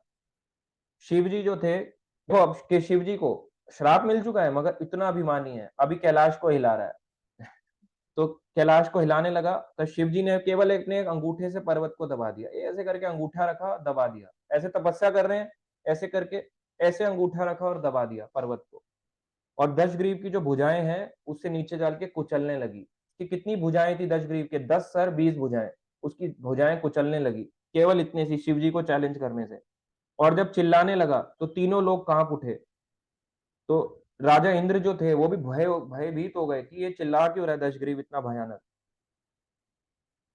तो उसके जो मंत्री थे, रावण जो थे, अभी भी शरण नहीं लेना चाह रहा था, पर उसके मंत्रियों ने कहा, अरे मूर्ख, शरण क्यों नहीं लेते तुम, शिव जी की शरण में जाओ। शिव जी की शरण ली उसने, क्योंकि शिव जी कहलाते हैं आशुतोष, जल्दी प्रसन्न हो जाते हैं। शिव जी की शरण लेने के बाद शिव जी की स्तुति करने लगा। तो 1000 वर्ष जब इस तरह से बीत गए, जब उसके हाथ दब गए उस कैलाश पर्वत के नीचे, 1000 वर्ष के बाद शिव जी आए। शिव जी ने अपना अंगूठा कैलाश पर्वत से ऐसे उठा लिया। इतनी जल्दी नहीं प्रश्न होते, 1000 वर्ष केवल शिव जी को जो चैलेंज कर रहे हैं ना इतने सारे लोग, भम बोले भम बोले भम भम भम, या जो लोग शिव जी को चैलेंज कर रहे हैं, उल्टा सीधा बोल रहे हैं, डांस कर रहे हैं नंगा होके, या कुछ भी कपड़े पहन के, भस्म लगा के, ऐसे इतना से केवल अंगूठा रखा, 20 भुजाएं उसकी पिचक गई। ऐसे होता है ना, जैसे बिल्कुल गाड़ी के नीचे कुछ पिचक जाता है, एकदम फ्लैट हो जाता है, ऐसे फ्लैट भुजाएं। तब ऐसे ऐसे एकदम सोचो, पिचकी भी भुजाओं से उसने वो करा, चटनी पिस गई उसकी। तब जाके उसने जब स्तुतियां करी, 1000 वर्ष के बाद शिव जी आए, आशुतोष। 1000 वर्ष को भी क्या बोला जा रहा है, आशुतोष, जल्दी प्रसन्न होते हैं। क्योंकि ब्रह्मा जी तो 10,000 में प्रसन्न हुए थे, वो 1000 में प्रसन्न हो गए। पहले 800 में हुए जब आंख फूट जली थी, अब 1000 में ही फर्क प्रसन्न हो गए। इस प्रकार से आए। तो उसकी भुजाएं जो कुचली जा रही थी, उसके मुख से भयंकर चीखें निकल रही थी। तो शिव जी ने उसका नाम क्या दिया, रावण नाम दिया लगा। रावण यानी जो सबको भयभीत कर देता हो, जो जोर जोर से चिल्लाता हो, वो रावण है। अगर आप भी चिल्ला रहे हो अपने घर में, भयभीत कर रहे हो, दूसरे को डरा रहे हो, आप रावण ही तो हो। संसार में देखो कितने रावण घूम रहे हैं, आप देख लो, रावण ही, सब रावण ही तो। आप कहोगे प्रभु जी सब रावण है, हाँ, सब लोग तो एक दूसरे को डराने में लगे हैं, कोई प्रॉपर्टी के मामले में, कोई लड़की के मामले में, कोई गाड़ी के मामले में, कितना डराने लगे हैं, कोई पोजीशन के मामले में, सब रावण है। शिव जी ने इस प्रकार से कहा, जो उच्च ध्वनि से चीखता है, जिससे देवता भी भयभीत होने लगते हैं, वो रावण कहलाता है। इस प्रकार से दशग्रीव का नाम पड़ा रावण। ऐसे नहीं पड़ा कि पैदा होते ही रावण था, पहले था दशग्रीव, 10 गर्दन 10 सिर वाला दशग्रीव। ठीक है, तो अब इसमें रावण के बारे में बताया गया। इस प्रकार से रावण को लंका मिली शिव जी के द्वारा ही, क्योंकि कैलाश पे कुबेर पे भी विजय पाली।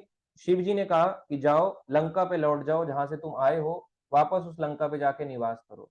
और उसको सोने की लंका प्रदान करी शिव जी ने। इस प्रकार से शिव जी की सोने की लंका द्वारा प्राप्त रावण उस पर राज्य करने लगा। सोने की लंका थी, साधारण लंका नहीं थी, बहुत पैसे वाला था, इतना सब कुछ था। तो इस प्रकार से रावण को ये सब हुआ। अब कई लोग कहते हैं कि रावण का जो चरित्र है, ये तो हमने सुना, पर ये गलत नहीं है कि राम कितना अच्छा रावण व्यक्ति था, राम की पत्नी को ले गया मगर कभी भोग नहीं किया। कई लोग ऐसा भी रावण के कैरेक्टरिस्टिक्स के बारे में बोलते हैं। आज क्या है, विजयदशमी है, दशहरा है, कई लोग रावण के कैरेक्टरिस्टिक्स को बहुत अच्छा अच्छा बताते हैं, पिक्चर में भी अच्छा बताते हैं, और कई जगहों पे लंका में तो पूछते भी हैं क्या रावण सही में अच्छा व्यक्ति था? अगर कोई दूसरे की बीवी का हरण कर ले उसको आप क्या बोलोगे? अच्छा, अगर आपकी बीवी को कोई उठा के ले जाए, आपकी बहन को, बीवी को, बेटी को उठा के ले जाए, आप क्या बोलोगे? वो बड़ा अच्छा चरित्र है, इसकी तो मैं फोटो लगा के पूजूंगा। ऐसे करोगे? अच्छा चरित्र नहीं था। आइए जानते हैं कैसे उसका अच्छा चरित्र नहीं था।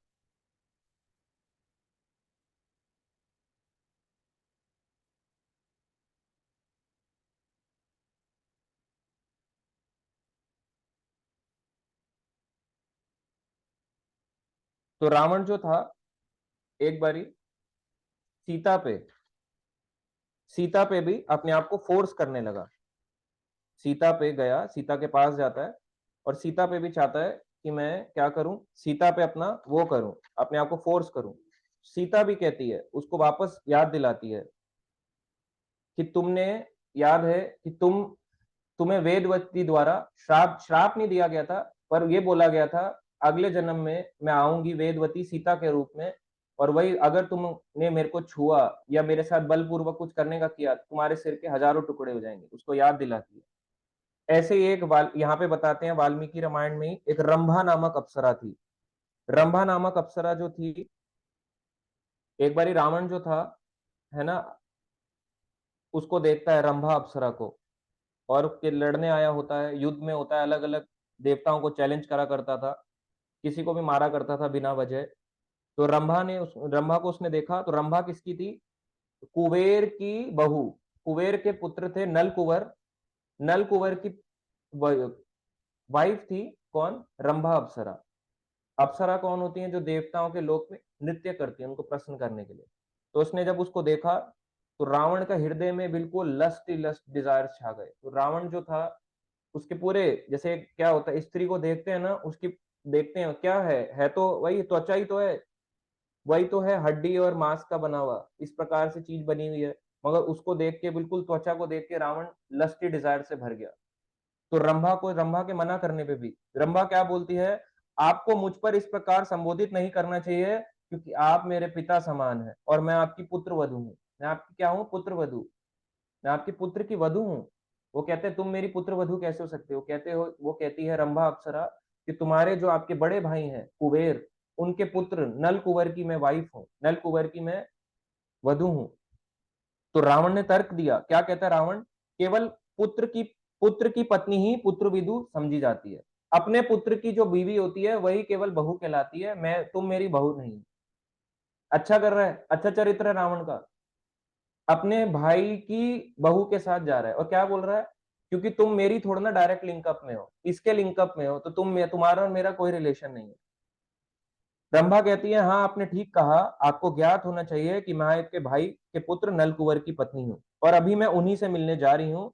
अतएव हे राक्षस राज, कृपया धर्म के मार्ग का अनुसरण करें, धर्म के मार्ग पर चलें। तो रावण ने उसका जो परामर्श था अस्वीकार किया।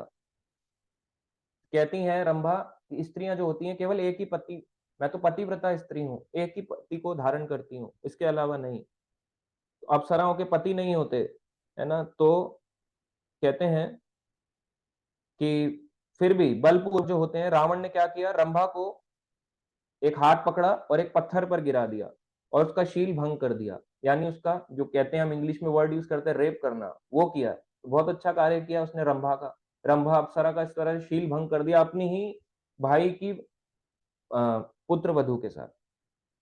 देखो अपनी जिस प्रकार से, कि रावण का इतना खराब चरित्र था। तो नल कुंवर जो होते हैं, क्या कहते हैं, उसको श्राप देते हैं कि तुमने ऐसा किया। रावण को कहते हैं यदि किसी स्त्री को उसकी इच्छा के विरुद्ध भोगना चाहोगे, उसकी इच्छा के विरुद्ध, मंदोदरी वाइफ थी, उसकी इच्छा के विरुद्ध नहीं भोग रहा था, अगर किसी स्त्री को इसकी इच्छा के विरुद्ध भोगना चाहोगे, तो उसका सर 7 खंडों में विभक्त हो जाएगा, एक एक सर 7 पार्ट्स में डिवाइड होकर टूट के गिर जाएगा। इस प्रकार से उसको श्राप मिलता है रंभा नल कुंवर से। एक बार क्या होता है, रावण जो होते हैं लंका की ओर वापस आ रहे होते हैं। किसको लंका की ओर वापस आ रहे होते हैं? वरुण देव। क्योंकि तीनों दो जो लोकपाल हैं, यमराज जी को भी पराजित करते हैं, इंद्रजीत को भी पराजित करते हैं। सोचो, यमराज को भी जो पराजित करते हैं, मृत्यु के देवता को भी पराजित करने वाला था और स्वर्ग तक सीढ़ी बना रहा था। सोचता था मैं तो पहुंच जाऊंगा, मगर जो मेरे साथ के राक्षस है ना, ये भी ऊपर सीढ़ी लगा के जाएं और अप्सराओं का भोग करें। बहुत अच्छा इसका विचार है। अगर कोई स्वर्ग जाना चाहता है, क्या कैसे जाएगा? उसको योग साधना करनी पड़ेगी, पुण्य कार्य करने पड़ेंगे, इस शरीर को त्याग के फिर स्वर्ग जाएगा। रावण चाहता था नहीं, ऐसा ना हो, इसी शरीर के साथ डायरेक्ट स्वर्ग जाओ, एक ऐसी सीढ़ी बनाऊंगा कि सब लोग स्वर्ग तक जाएंगे। इंद्रजीत को हराया, इंद्र को हराया। इसके अलावा उनने यमराज जी को हराया, वरुण देवता के पुत्रों को हराया, वरुण देव को भी हराया।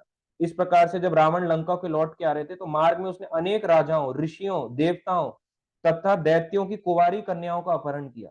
कई कन्याओं का अपहरण करता है। किसी भी सुंदर कन्या को देखकर रावण पहले उसके संबंधियों का वध कर देता, पहले उसके संबंधियों को मार डालता, फिर बलपूर्वक उसे अपने रथ पर बैठा लेता खींच के। कन्या जाना नहीं चाहती थी, मेरे से शादी करोगी? वो कहती नहीं, अच्छा, खींच के ले जाता था। इस प्रकार रावण का रथ दुख एवं भय से कारुण विलाप करती हुई कन्याओं से भर गया, रोती हुई कन्याओं से उसका रथ भर गया था।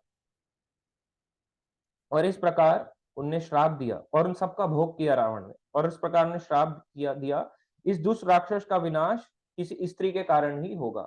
इस प्रकार से विनाश के लिए भी श्राप दिया जाता है। नंदी ने भी श्राप दिया कि वानर तुम्हारे को लंका का दहन करेंगे। स्त्रियों ने भी श्राप दिया कि स्त्री के कारण तुम्हारी मृत्यु होगी। वेदवती को जब इसने भोगना चाहा, तो वेदवती ने भी कहा कि अगले जन्म में सीता बन के आऊंगी, और अगर तुम दोबारा से करोगे तो तुम्हारे 1000 टुकड़े हो जाएंगे सर के। इस प्रकार से रंभा अप्सरा ने के पति नल कुंवर ने भी श्राप दिया कि तुम्हारे 60 टुकड़े हो जाएंगे। तो सोचो कितना लस्टी डिजायर है, आप इसको अच्छा व्यक्ति कैसे बोल सकते हो? इतनी जिसमें लस्टी लस्ट भरा हो, वो व्यक्ति कभी अच्छा नहीं हो सकता। तो इस प्रकार से रावण के बारे में बताया जाता है। और रावण का जन्म कहाँ हुआ? अब आप सोच के हैरानी होगे, इसका जन्म हुआ बिशरक गांव। बिशरक गांव आता है नोएडा में, तो हमारे बिल्कुल पास में है। अब यहाँ पे देखे तो हम रावण की टेरिटरी के हिस्से हैं। हमारा जो हिस्सा है ज्यादा दूर नहीं है, केवल 40-45 किलोमीटर के साथ में ही हम यहाँ पे रह रहे हैं, बिशरक गांव के पास ही। तो इसलिए यहाँ पे माया का पूरा प्रभाव है। हम लोग भी कामी, लोभी हैं, रावण की तरह अहंकारी हैं। इस प्रकार से हम यहाँ पे रह रहे हैं। तो हमें समझना चाहिए कि हम लोग जो हैं इस जगह पे जा भी सकते हैं। वहां पे आप देखेंगे, मैं एक बारी वहां गया बिशरक गांव में, वहां पे एक बड़ा शिवलिंग है जो विश्रवा ऋषि, रावण के पिता द्वारा पूजनीय शिवलिंग था। वो शिवलिंग की पूजा करते थे बिशरक गांव में। तो जब वहां पे पूजा करा कर मैं एक बारी वहां गया, तो मैंने वहां पे देखा, वहां पे एक बड़ी सी बुक है, रावण संहिता, रावण के चरित्र के बारे में लिखा हुआ है। अच्छा भी लिखा हो, बुरा लिखा हो, हमें तो पता नहीं, पर लिखा हुआ है। क्यों लिखा हुआ है पता नहीं। तो रावण संहिता इतना मोटा सा, और वहां पे शिवलिंग है। तो वो शिवलिंग कब का स्थापित है? सतयुग का। सतयुग का स्थापित शिवलिंग है, विश्रवा ऋषि ने जो बनाया, जो स्थापित किया, उसकी पूजा करा करते थे। तो वहां के जो पुजारी हैं, ढीले ढाले होते हैं। वहां पे गए, मैंने देखा वहां पे आरती चल रही थी शिवलिंग के, शाम को आरती कर रहे थे, चप्पल पहन के शिवलिंग के पास चप्पल पहन के खड़े हुए और ऐसे आरती घुमा रहे हैं, ऐसे करके। अब आप देखो, ये इंडिया में सिस्टम है। तो ये लोग कौन है? असुर ही तो हैं। आपको क्या लग रहा है, असुर क्या धोती कुर्ता नहीं पहन सकता? असुर क्या ऐसा होगा लंबी मूछ वाला, हु हा हा हा, या लंबी दाढ़ी हो जाएगी, या दो दांत बाहर आ जाएंगे, या बिल्कुल फाड़ डालेगा? ऐसा नहीं, असुर यही है। आपके विचार आपको असुर बनाते हैं। भगवत गीता का एक चैप्टर है, 16वां अध्याय, 16वें अध्याय का नाम है देवी तथा आसुरी स्वभाव। आप पढ़ो। स्वभाव से कोई होता है, गुण और कर्म के अनुसार कोई असुर होता है, जन्म से कोई असुर नहीं होता। गुण और कर्म उसके क्या है, वो उसको असुर बनाते हैं। उसमें सब लिखा है असुर की क्या क्या क्वालिटी होती है। तो इस प्रकार से रावण तो था बहुत ही लोभी अहंकारी व्यक्ति था। रावण सोचता था अहंकार विमूढ़ आत्मा कर्ता अहमिति मन्यते। अपने आप को ही हर चीज का कर्ता मानने लगा था, अहंकार के कारण इतना अहंकारी हो गया था। ऐसे ही हमारे अंदर भी तो अहंकार है, ईगो कितना है हमारे अंदर।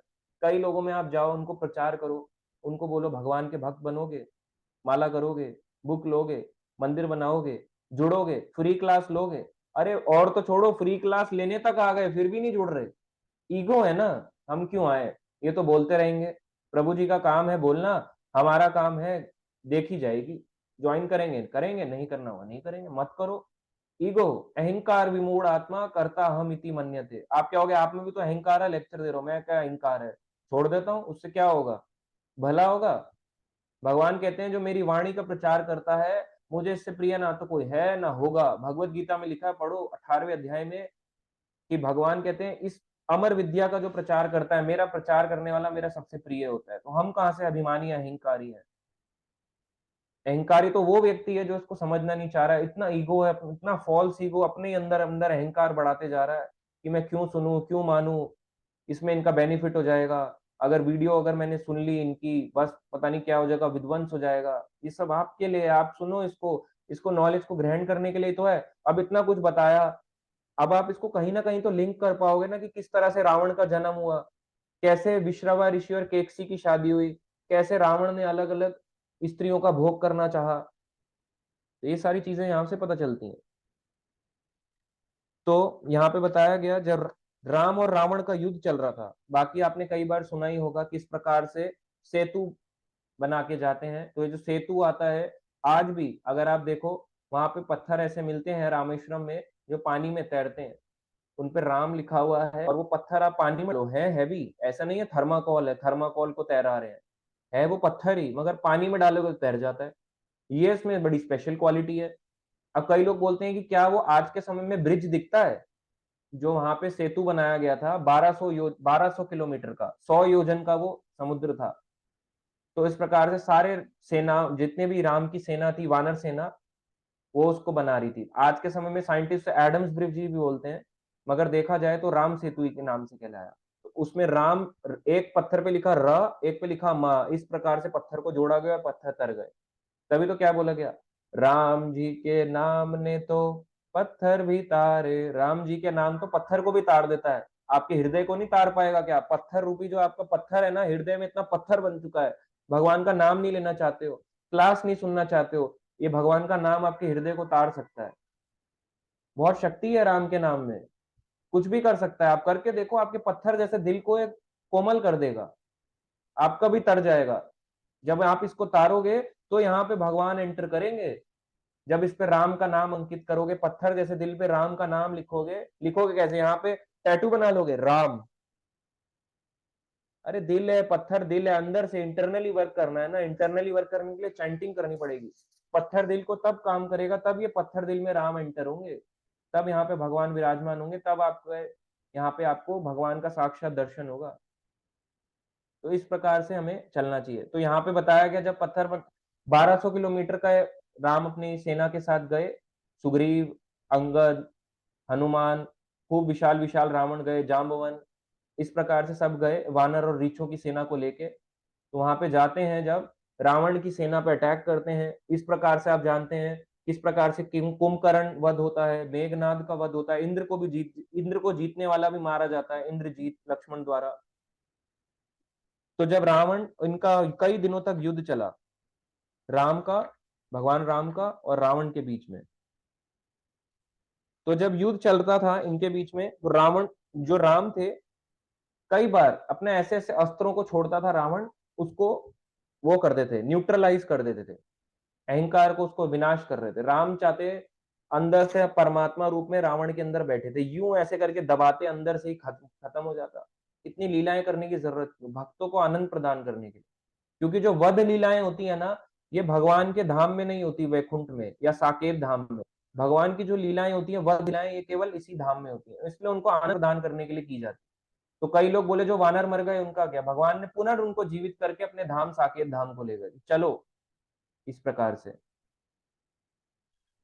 तो रावण का जो 10 सिर वाला विशाल रूप था, विशाल क्योंकि रावण के पास सिद्धि थी, कब अपने आप को गायब कर लेता था, कभी कैसा कैसा अलग अलग रूप बना लेता था, भयंकर रूप बना के आता था। तो रावण को एक एक सर करके काटने लगे। तो रावण कैसा था, एक सर गिरता, दोबारा उसको उगा लेता, हु हा, दोबारा से अपने सर को दोबारा से उग रहा है। सोचो कितनी हाई टेक्नोलॉजी, आप क्या उगा सकते हो अपने सर को? अरे खरोंच भी लग जाएगी उस पर भी, सोफ्रामाइसिन और 50 तरह की दवाइयां लगाने लग जाओगे, बोरोलिन, एंटीसेप्टिक, पता नहीं क्या क्या। तो रावण के जो थे, जितने सर कटते उसको दोबारा उगा लेता। तो इस प्रकार से जब वध करने के लिए आया अगस्त्य, तो वहां पे जो ऋषि थे, तो मातली ने देखा कि राम विजय प्राप्त नहीं कर रहे, उन्हें पूछा अब समय आ गया है, आप रावण का विनाश करें। तो रावण ने क्या किया, भगवान राम ने क्या किया, उनको याद था, उनको एक ऐसा बाण प्रदान किया था अगस्त्य ऋषि ने। अगस्त्य ऋषि जो उत्तरकांड में कथा सुना रहे थे कैसे रावण का जन्म हुआ। यही अगस्त्य ऋषि राम को वनवास काल में मिले थे। तो वनवास काल में जब मिले थे तो ने इनको तीर प्रदान किया था, स्पेशल तीर, जिसे ब्रह्मास्त्र जैसा जो था। तो इन्होंने अपने तर्कश से निकाला उसको, मंत्रों का उच्चारण किया, और उस प्रकार वो नुकीला, तेज, सूर्य के समान चमकने वाला, अग्निदेव से मिश्रित की शक्ति के साथ, मेरु तथा मंद्र पर्वत का भार, इतना भारी तीर था वो, तथा उसका लंबा सूक्ष्म आकाशीय तत्व से निर्मित था। वह आश्चर्यजनक ब्रह्मास्त्र सर्वशक्तिमान था, अचूक था, उसका निशाना कभी रुकेगा नहीं। उसका चौंधिया देने वाला प्रकाश सूर्य के प्रकाश के समान था, इतना उससे प्रकाश निकल रहा था तीर से। राम ने उस बाण को आवश्यक मंत्रों से अभिमंत्रित करके अपने धनुष पर चढ़ाया। उस प्रज्वलित बाण पर वानरों की दृष्टि पड़ी तो वो खुश होने लगे। क्या बोले? जय श्री राम, जय श्री राम, इस तरह से। और राक्षसों के हृदय में भय उत्पन्न होने लगा। जैसे ही राम ने प्रत्यंचा खींची, यानी उसको खींचा, प्रत्यंचा जो वायर होती है धनुष की, उसको खींचा, पृथ्वी कांप उठी, स्वर्ग व्याकुल हो उठा, स्वर्ग घबराने लगा। अतः अंत में राम ने ब्रह्मास्त्र छोड़ा तो वायु की गति से जाता है, और मृत्यु ऐसा लगता है कि स्वयं जा रही हो, और राक्षस राज की छाती में प्रचंड वेग के साथ जा लगा, उसकी छाती पे लगा, हृदय को बेट डाला। पेट कई दिखाते हैं ना दशहरे में, ऐसे मारते हैं पेट पे, ऐसे चलता है, जू भड़बड़ भड़बड़ भड़बड़ भड़बड़ भड़बड़, पटाखा फूटते हैं, उसके बाद रावण जल जाता है। मगर मारा कहाँ? हृदय में मारा। ये वाल्मीकि रामायण में लिखा है, छाती में मारा, हृदय में बोला है ना यहाँ पे। ब्रह्मास्त्र छोड़ा, राक्षस की छाती में प्रचंड वेग से जा लगा। रावण की छाती का वज्र के आघात से समान भेदने के पश्चात वह भयंकर बाण रावण के पापी प्राणों सहित पृथ्वी में समा गया। फिर वह आश्चर्यजनक ब्रह्मास्त्र पुनः राम के तर्कस में प्रविष्ट हो गया। ये मारा भी और वापस भी आ गया। क्या मिसाइल है! ऐसी मिसाइल छोड़ी भी जाए वापस भी आ जाए, ऐसी राम का हथियार, वापस मार के वापस भी आ गया। रावण के हाथ से धनुष छूट गया, अपने 10 मुख से रक्त वन करता हुआ मरकर भूमि पर गिर गया। खून की उल्टी करता हुआ रावण मारा गया। इस प्रकार से रावण का वध हुआ है। ऐसे थोड़ा ना पटाखे जला के जला दिया, अरे रावण मारा गया, मारा गया, मारा गया, ऐसे नहीं। तो रावण में क्या अहंकार था? रावण क्या कहता था? अपने हेड की, कितने सर थे? 10 सर। अपना दिमाग ज्यादा लगाता था। भगवान को चिंतन करने में दिमाग का काम नहीं है, दिल का काम है, हृदय का काम था। हृदय में कभी उसने भगवान नहीं बिठाए, दिमाग में तो उसके भगवान बैठे हुए थे कि मेरा वध होगा, भगवान द्वारा मारा जाऊंगा। कई लोगों ने उसको समझाया, उसके भाई कुंभकर्ण ने भी, कह रहे ये तो साक्षात नारायण है, हम लोग मारे जाएंगे। रावण नहीं माना। उसकी पत्नी मंदोदरी ने बताया, नहीं माना। उसके नाना माल्यवन ने बताया, नहीं माना। उसके ससुर मय दानव ने बताया, नहीं माना। रावण के पुत्र इंद्रजीत ने स्वयं कहा कि मैं भी इंद्र को जीत सकता हूं, मगर राम को और लक्ष्मण को नहीं जीत सकता, इनके स्वयं विष्णु है, मैं इनको नहीं हरा सकता। फिर भी रावण क्या था? अहंकार विमूढ़ात्मा कर्ता हम इति मन्यते, मैं ही सब कुछ करने वाला हूं, मैं ही सबको मारने वाला हूं, इस प्रकार से नहीं उनकी शरण ली। तो ऐसे ही होते हैं जो असुर लोग होते हैं, अंत समय तक भी प्राण जाए, है ना, हम सर झुका सकते हैं, सर कटा सकते हैं, पर सर झुका नहीं सकते। सर कट जाएगा, सर नहीं झुकाएंगे।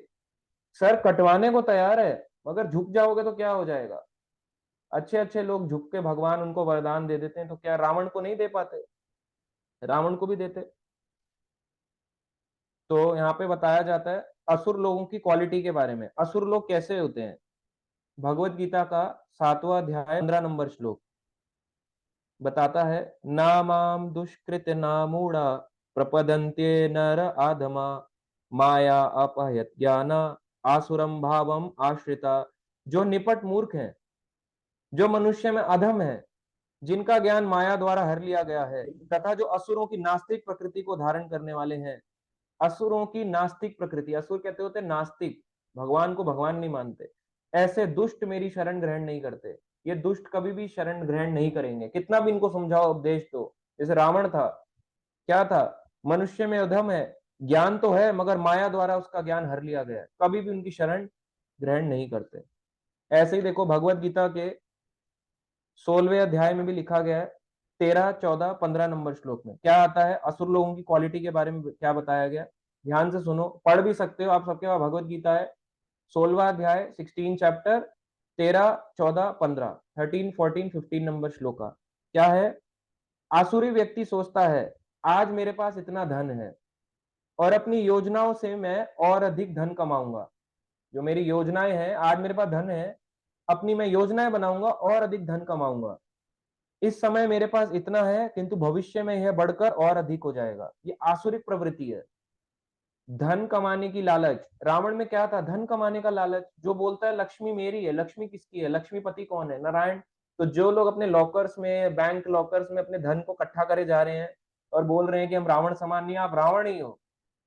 लक्ष्मी को आप बंद कर रहे हो। जैसे उसने लंका में बंद करने की प्रयास किया, फिर भी बंद नहीं कर पाया, वैसे ही जो रावण, जैसे हम लोग होते हैं, अपनी लक्ष्मी को बंद करना चाहते हैं। बोले नोट ही तो है, कागज का नोट है, पर ट्रांजैक्शन में यूज हो रही है ना। जो ट्रांजैक्शन में यूज होता है वो लक्ष्मी कहलाती है, चाहे वो सोना हो या मनी हो। इस प्रकार से जो सोचता है, क्या सोचता है? इस समय पर मेरे पास इतना है, भविष्य में और बढ़कर और अधिक हो जाएगा। ऐसे ही लोगों की सोच है आपके आसपास।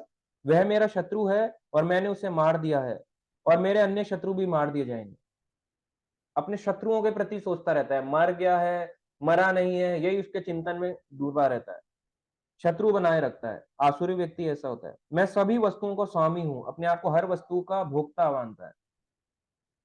मैं भोक्ता हूं, कहता मैं ही भोक्ता हूं। मैं सिद्ध, शक्तिमान तथा सुखी हूं। ये आसुरिक स्वभाव है कि मैं ही सिद्ध हूं, शक्तिमान हूं, सुखी हूं। मैं सबसे धनी व्यक्ति हूं और मेरे आसपास मेरे कुलीन संबंधी हैं। कोई अन्य मेरे समान शक्तिमान तथा सुखी नहीं है। ये आसुरिक स्वभाव है। कोई मेरे प्रकार, मेरे जैसा नहीं बन सकता, शक्तिमान और सुखी नहीं बन सकता। मैं यज्ञ करूंगा। आसुरिक लोग भी यज्ञ करते हैं। आप जो कह रहे हो ना स्वाहा स्वाहा, आसुरिक लोग भी यज्ञ करते हैं। मैं यज्ञ करूंगा, दान दूंगा। आसुरिक लोग भी दान देते हैं, और इस तरह आनंद मनाऊंगा। यज्ञ भी करेंगे, दान भी करेंगे। ऑडियो नहीं आ रहा है क्या? ऑडियो तो आ रहा है प्रभु जी, अजय प्रभु जी। शायद हो सकता है कोई नेटवर्क इश्यू हो। तो जो आसुरिक व्यक्ति होता है, क्या कहता है? यज्ञ करूंगा, दान दूंगा और इस तरह आनंद मनाऊंगा।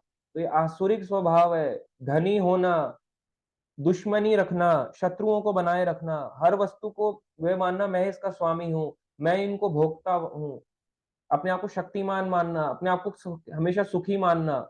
इस प्रकार, और क्या करना? मैं यज्ञ करूंगा, दान दूंगा, आनंद मनाऊंगा। इस प्रकार ऐसा व्यक्ति अज्ञानवश मोहग्रस्त होते रहते हैं। अगले श्लोक में 16.16, 16वां अध्याय 16वें श्लोक में भगवान कहते हैं, इस प्रकार अनेक चिंताओं से उद्विग्न बढ़ता चले जाता है, तथा मोह जाल में बंद कर वे इंद्रिय भोग में अत्यधिक आसक्त हो जाते हैं और नरक में गिरते हैं, सीधा नरकों को जाते हैं। तो कोई अगर ऐसी विचार रख रहा है तो नरकों को जाएगा। इसलिए आसुरिक स्वभाव होना अच्छी बात नहीं है। आजकल लोग बहुत अच्छा मानते हैं। जैसे अभी रावण जलता है तो लोग रावण की लकड़ी घर को लेके आते हैं। अरे आप एक रेपिस्ट की लकड़ी को घर लाओगे क्या? कैसी बात कर रहे हो? रावण जल रहा है, भड़बड़ भड़बड़ भड़बड़। पहली चीज तो फोड़ना ठीक नहीं है ना।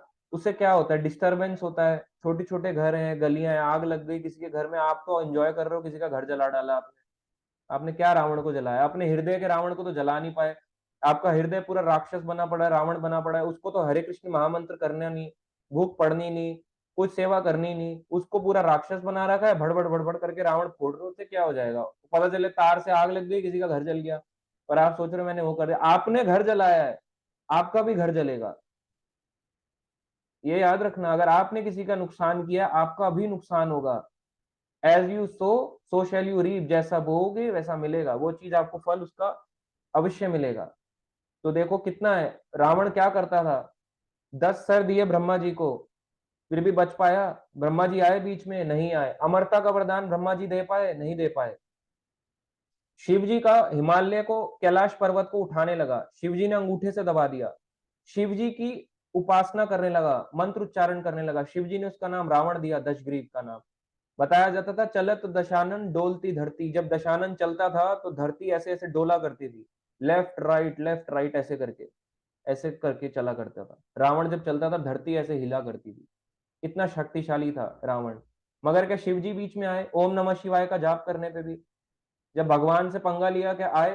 तो कई लोग कहते हैं हम रुद्राक्ष पे ओम नमः शिवाय करते हैं, थोड़ा सा देवी जी का भी जप लेते हैं, थोड़ा सा हम रुद्राक्ष पे उनका भी जप लेते हैं, कमल गट्टे पे ओम ब्रह्मदेवाय ब्रह्मा जी का भी जप लेते हैं, थोड़ा सा हम हनुमान जी भी जप लेते हैं। अरे आपने उनसे क्या सीखा?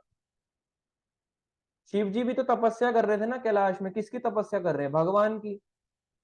शिव जी भगवान के गुण अवतार भी हैं। बताया जाता है कि शिव जी भगवान के भक्त भी हैं, भगवान के गुण अवतार भी हैं और नास्तिकों के लिए, असुरों के लिए भगवान भी हैं। तो शिव जी को इसलिए गुण अवतार कहा जाता है, भगवान से भी संबोधित कर देते हैं। मगर शिव जी का नाम जपने के बाद भी अगर कोई विष्णु से, कृष्ण से या राम से पंगा ले ले या उनके भक्तों से पंगा ले ले, क्या वो बच सकता है? नहीं बच सकता। कितना भी ओम नमः शिवाय कर लो, अंत समय जब आएगा, कोई बचाने नहीं आएगा, कोई देवी देवता आपको नहीं बचाएगा। ऐसे ही जब हमारी मृत्यु आएगी, हमारी मृत्यु हमारे निकट होगी, आपने जितना मर्जी ओम नमः शिवाय जपाओ, शिव जी आपको बचाने नहीं आएंगे। ना ही ब्रह्मा जी आपको बचाने आएंगे, केवल कृष्ण आपकी रक्षा करेंगे और कोई नहीं करेगा। सारा जिंदगी हमारे एंड में जो हमने क्या स्मरण किया, क्या इससे जाना, वही हमारा अगला जीवन होने वाला है। अगर यही हम नहीं बना पाए, केवल अपने जीवन को कुत्ते बिल्लियों की तरह कर इसको ऐसे निचोड़ दिया हमने, या गलत मार्ग पे चलते रहे, तो बोले देवी देवता का मार्ग गलत है, गलत नहीं है। एक नर्सरी का बच्चा और एक पीएचडी का बच्चा, अभी वो नर्सरी क्लास में है ना, उसकी बुद्धि इतनी प्रबल नहीं हुई है कि उसको पीएचडी तक समझ आ रहा है, तो वो नर्सरी को ही सब कुछ मान बैठा है। ऐसे ही जो व्यक्ति कर्म कांड के प्रति आकृष्ट हैं, वो केवल कर्म कांड, तपस्या, ब्रह्मा जी, शिव जी, अलग अलग देवताओं की उपासना में ही जाएंगे, मगर सच्ची कृपा नहीं मांगेंगे। सच्ची कृपा क्या है? जो विभीषण ने मांगी ब्रह्मा जी से, कि मैं धर्म के मार्ग पे चलूं, ये मांगना चाहिए। अगर आपको मांगना ही है देवी देवताओं से, भगवान मांगो, नहीं तो आपका जो जीवन है नष्ट हो जाएगा, वेस्ट चला जाएगा। भगवान भगवत गीता में भी कहते हैं, दूसरा अध्याय 40 नंबर श्लोक, स्वल्पमस्य धर्मस्य त्रायतो महतो भयात्। थोड़ा सा भी अगर, इतना सा भी अगर प्रयास करोगे ना, आपकी महान भय से रक्षा होगी। करके देखो, ये हरे कृष्ण महामंत्र है जो आप जप रहे हो, अनजाने में भी जप रहे हो, ये आपकी महान भय से एक दिन रक्षा करेगा। होती भी है। आप इसको भय बोलते हो, मेरी जॉब चली गई, भय है, ये भय है। ये तो क्या है, दोबारा कमा लोगे। आपका एक घर से एक सदस्य चला गया, मैं तो हरे कृष्णा करता था, वो मर कैसे सकता है? अरे मृत्यु तो सबकी आनी है। अगर पासिंग अवे कैसा हुआ ये मैटर करेगा ना, पासिंग अवे भी तो मैटर करता है। भीष्म पितामह तो बाणों की शैया में लेटे मगर भगवान के धाम गए। अब कोई व्यक्ति रात को सोया और अरे दादाजी नहीं रहे, दादाजी नहीं रहे, माँ नहीं रही, पिता नहीं रहे, अरे तो क्या हुआ? उनकी नहीं रहे तो क्या हुआ, मगर उन्होंने क्या पूरे जिंदगी भजन किया? आप वो देखो, रोने से क्या होगा? या ये सोचना कि अरे ये तो घर में रात को सोए थे, सुबह चल बसे, बहुत अच्छी मृत्यु हुई। मगर जो बुरी मृत्यु हो रही है, कहेंगे भक्तों की इतनी बुरी मृत्यु क्यों हो रही है इतनी भक्ति करने के बाद भी? आप समझ नहीं पाए कंसेप्ट को। भगवान ने एक ही बारी में उसके अंत समय में सारे पापों को काट डाला, और जिसकी साधारण मृत्यु हो रही है उसके पाप उसको अभी भोगने हैं, इसका मतलब। हाँ, शिला प्रभुपाद जी का केस अलग था, वो शुद्ध भक्त थे। कई भक्त बोलते हैं कि शिला प्रभुपाद जी तो बहुत आराम से गए, सारे भक्त मौजूद थे। हाँ, शुद्ध भक्त थे ना, शुद्ध भक्त के लिए तो भगवान कुछ भी कर सकते हैं, और वो गए नहीं। गुरु कभी मरते नहीं है, अपीयर और डिसअपियर होते हैं। यही चीज हम एक परसों क्लास करेंगे, जिसमें हम गोस्वामी के बारे में बताएंगे, क्या चरित्र था। आप हैरान हो जाएंगे सुन के कि हम जिनकी परंपरा से आ रहे हैं, हम कहाँ इधर उधर भटक रहे हैं, यूट्यूब में किन किन को, गलत लोगों को फॉलो कर रहे हैं, आउटसाइड इस्कॉन इधर उधर भटकने में लगे हैं। आप जानोगे, हैरान हो जाओगे किस प्रकार से उनका कंट्रीब्यूशन रहा है आपको भक्त बनाने के लिए 500 साल पहले। तो इस प्रकार से हरे कृष्ण जो महामंत्र जपता है, उसे ओम नमः शिवाय, किसी भी देवी देवताओं की चैंटिंग करने का रिक्वायरमेंट नहीं है। इसलिए बोला गया, हरेर नाम एव केवलम। केवल कलयुग में क्या है? हरि नाम, हरि नाम, हरि नाम। चैतन्य महाप्रभु कहते हैं, कलौ नास्ते एव, नास्ते एव, नास्ते एव गतिरन्यथा। कलयुग में और कोई गति नहीं है, नहीं है, नहीं है। आप इतने सारे मंत्रों को मत जपो, सफिशिएंट है। केवल chant Hare Krishna and be happy, Prabhupada ji कहते हैं। केवल हरे कृष्ण चैंट करो, अपने हृदय रूपी जो रावण है, इसको आप सॉफ्ट बनाओ। रावण की तरह अहंकारी जो हम हो गए, उस अहंकार का नष्ट करो। हमारे अंदर जो रावण है, हमारे अंदर भी है अहंकार, हमारे को रावण का ही स्वरूप बताता है। इस अहंकार को नष्ट करो चैंट करके। तो इस प्रकार से हमें ध्यान से चैंट करना चाहिए, भगवान की सेवा करनी चाहिए, पढ़ना चाहिए रामायण। विजयदशमी ये है, और इस प्रकार से भगवान का श्रृंगार कर सकते हैं, आरती कर सकते हैं, और भगवान को स्नान करा सकते हैं। ये सारी चीजें करें। फेस्टिवल का मतलब केवल ये नहीं है रावण जलाया, लकड़ी लेके आ गए। ऐसी लकड़ियों को भी आप सोचो, किसी रेपिस्ट की हड्डी को क्या घर पे रखोगे? रेपिस्ट की हड्डी जल गया, मर गया, उसकी हड्डी को लेके आ गए, बोले अस्थि थी इसकी, हम घर पे ले आते हैं।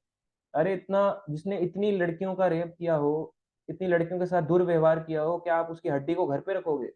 उसकी लकड़ी को घर पे लाओगे, बोलोगे इससे लड़ाई नहीं होती, अरे असुर है वो, तो लड़ाई और बढ़ेगी। ऋषि पुत्र नहीं है, ऋषि की क्वालिटीज ही नहीं है ना। गुण और कर्म से कोई ऋषि होता है या ब्राह्मण होता है, जन्मजात कोई ब्राह्मण नहीं होता। जो जन्म से अपने आप को ब्राह्मण मानता है वो केवल रावण के समान है। तो इसलिए मैं से मैं हूं, मैं भी अपने आप को ब्राह्मण मानता था, नहीं मानता था, पर कई लोग हमारे फैमिली वाले मानते हैं, मगर उनके गुण और कर्म कैसे खराब है, तो वो क्या है, असुरिक। तो कोई जन्म से ब्राह्मण नहीं होता, गुण और कर्म से ब्राह्मण होते हैं। इस तरह से हमें समझना चाहिए। तो आशा करते हैं आपको ये सेशन अच्छा लगा हो और आप अपने क्वेश्चन आंसर्स को पूछ सकते हैं। हरे कृष्णा। श्री श्री सीताराम लक्ष्मण हनुमान की जय। ठीक है, अभिमन्यु प्रभु जी आप पूछें वीडियो ऑन करके।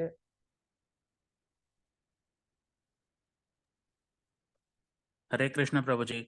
प्रभु जी, मैं ये जानना चाहता हूँ कि आपने पहले जो मनु के बारे में बताया था, वो कितने प्रकार के मनु होते हैं प्रभु जी? 14 प्रकार के मनु आते हैं। अच्छा, 14 प्रकार के। अच्छा, उनका हाँ, जो 71 डेज होता है ना? 71 चतुर्युग, 71 चतुर। टाइम चतुर्युग। अच्छा अच्छा। और प्रभु जी, मैं ये पूछने वाला था कि जैसे मान लो कुंभकर्ण ने कितने साल तपस्या की थी? 10,000, सबने 10,000 करी थी, तीनों भाइयों ने। अच्छा, और उनकी ये क्या कुंभकर्ण की वाइफ का नाम क्या था प्रभु जी? दो बता रहे थे ना, निद्रा के तंद्रा बारे में निद्रा, तंद्रा और निद्रा, ये होता है। बता। हाँ, बड़ी नी आज आज बड़ा अच्छा सा लग रहा है। ये तंद्रा है और सो जाना निद्रा है। तो जब भी इन्होंने वचन मांगा कि हम जो होंगे, जब भी हरि कथा चलेगी तो हम लोगों की आंखों पे बैठ जाएंगे, तंद्रा ऐसे करके वो जी आती है ना। ये अभी नींद नहीं आई है, अभी ऐसे ऐसे हो रही है, आंखें ऐसे ऐसे हो रही है, आगे वो गिर रहे हैं, तो ये तंद्रा है। और एक होता है आंखें बंद करके ऐसे सो ही जाना, ऐसे करके, तो वो निद्रा है। तो ये हरि कथा में इनका बहुत बड़ा प्रबल रहता है, ये अपना झुकाव बनाए रखती हैं, भक्तों पे जी भी जी। असर करती है तंद्रा निद्रा। प्रभु जी, ये रावण की मदर का क्या नाम था प्रभु जी, जो आपने बताया था? रावण की केकशी। मदर सी। केकशी है ना, केकशी नाम था हाँ जी, उनका। हाँ जी। और प्रभु जी, ये शूर्पणखा जो था ना, रावण की जो वाइफ थी, उनके क्या उनके हस्बैंड का क्या नाम था प्रभु जी, जिनके साथ शादी हुई थी? शूर्पणखा का जी जी। मैं आपको बता देता हूँ, विद्युजीव, विद्युजीत। दानवों का राजा, हाँ, विद्युजीव, विद्युजीव, ठीक है। शूर्पणखा। आप जो मेरे हाँ प्रभु जी, एक मेरा लास्ट क्वेश्चन है। जैसे मान लो लोग दशहरा के दिन शस्त्र पूजा करते हैं, इसका क्या रीजन है प्रभु जी?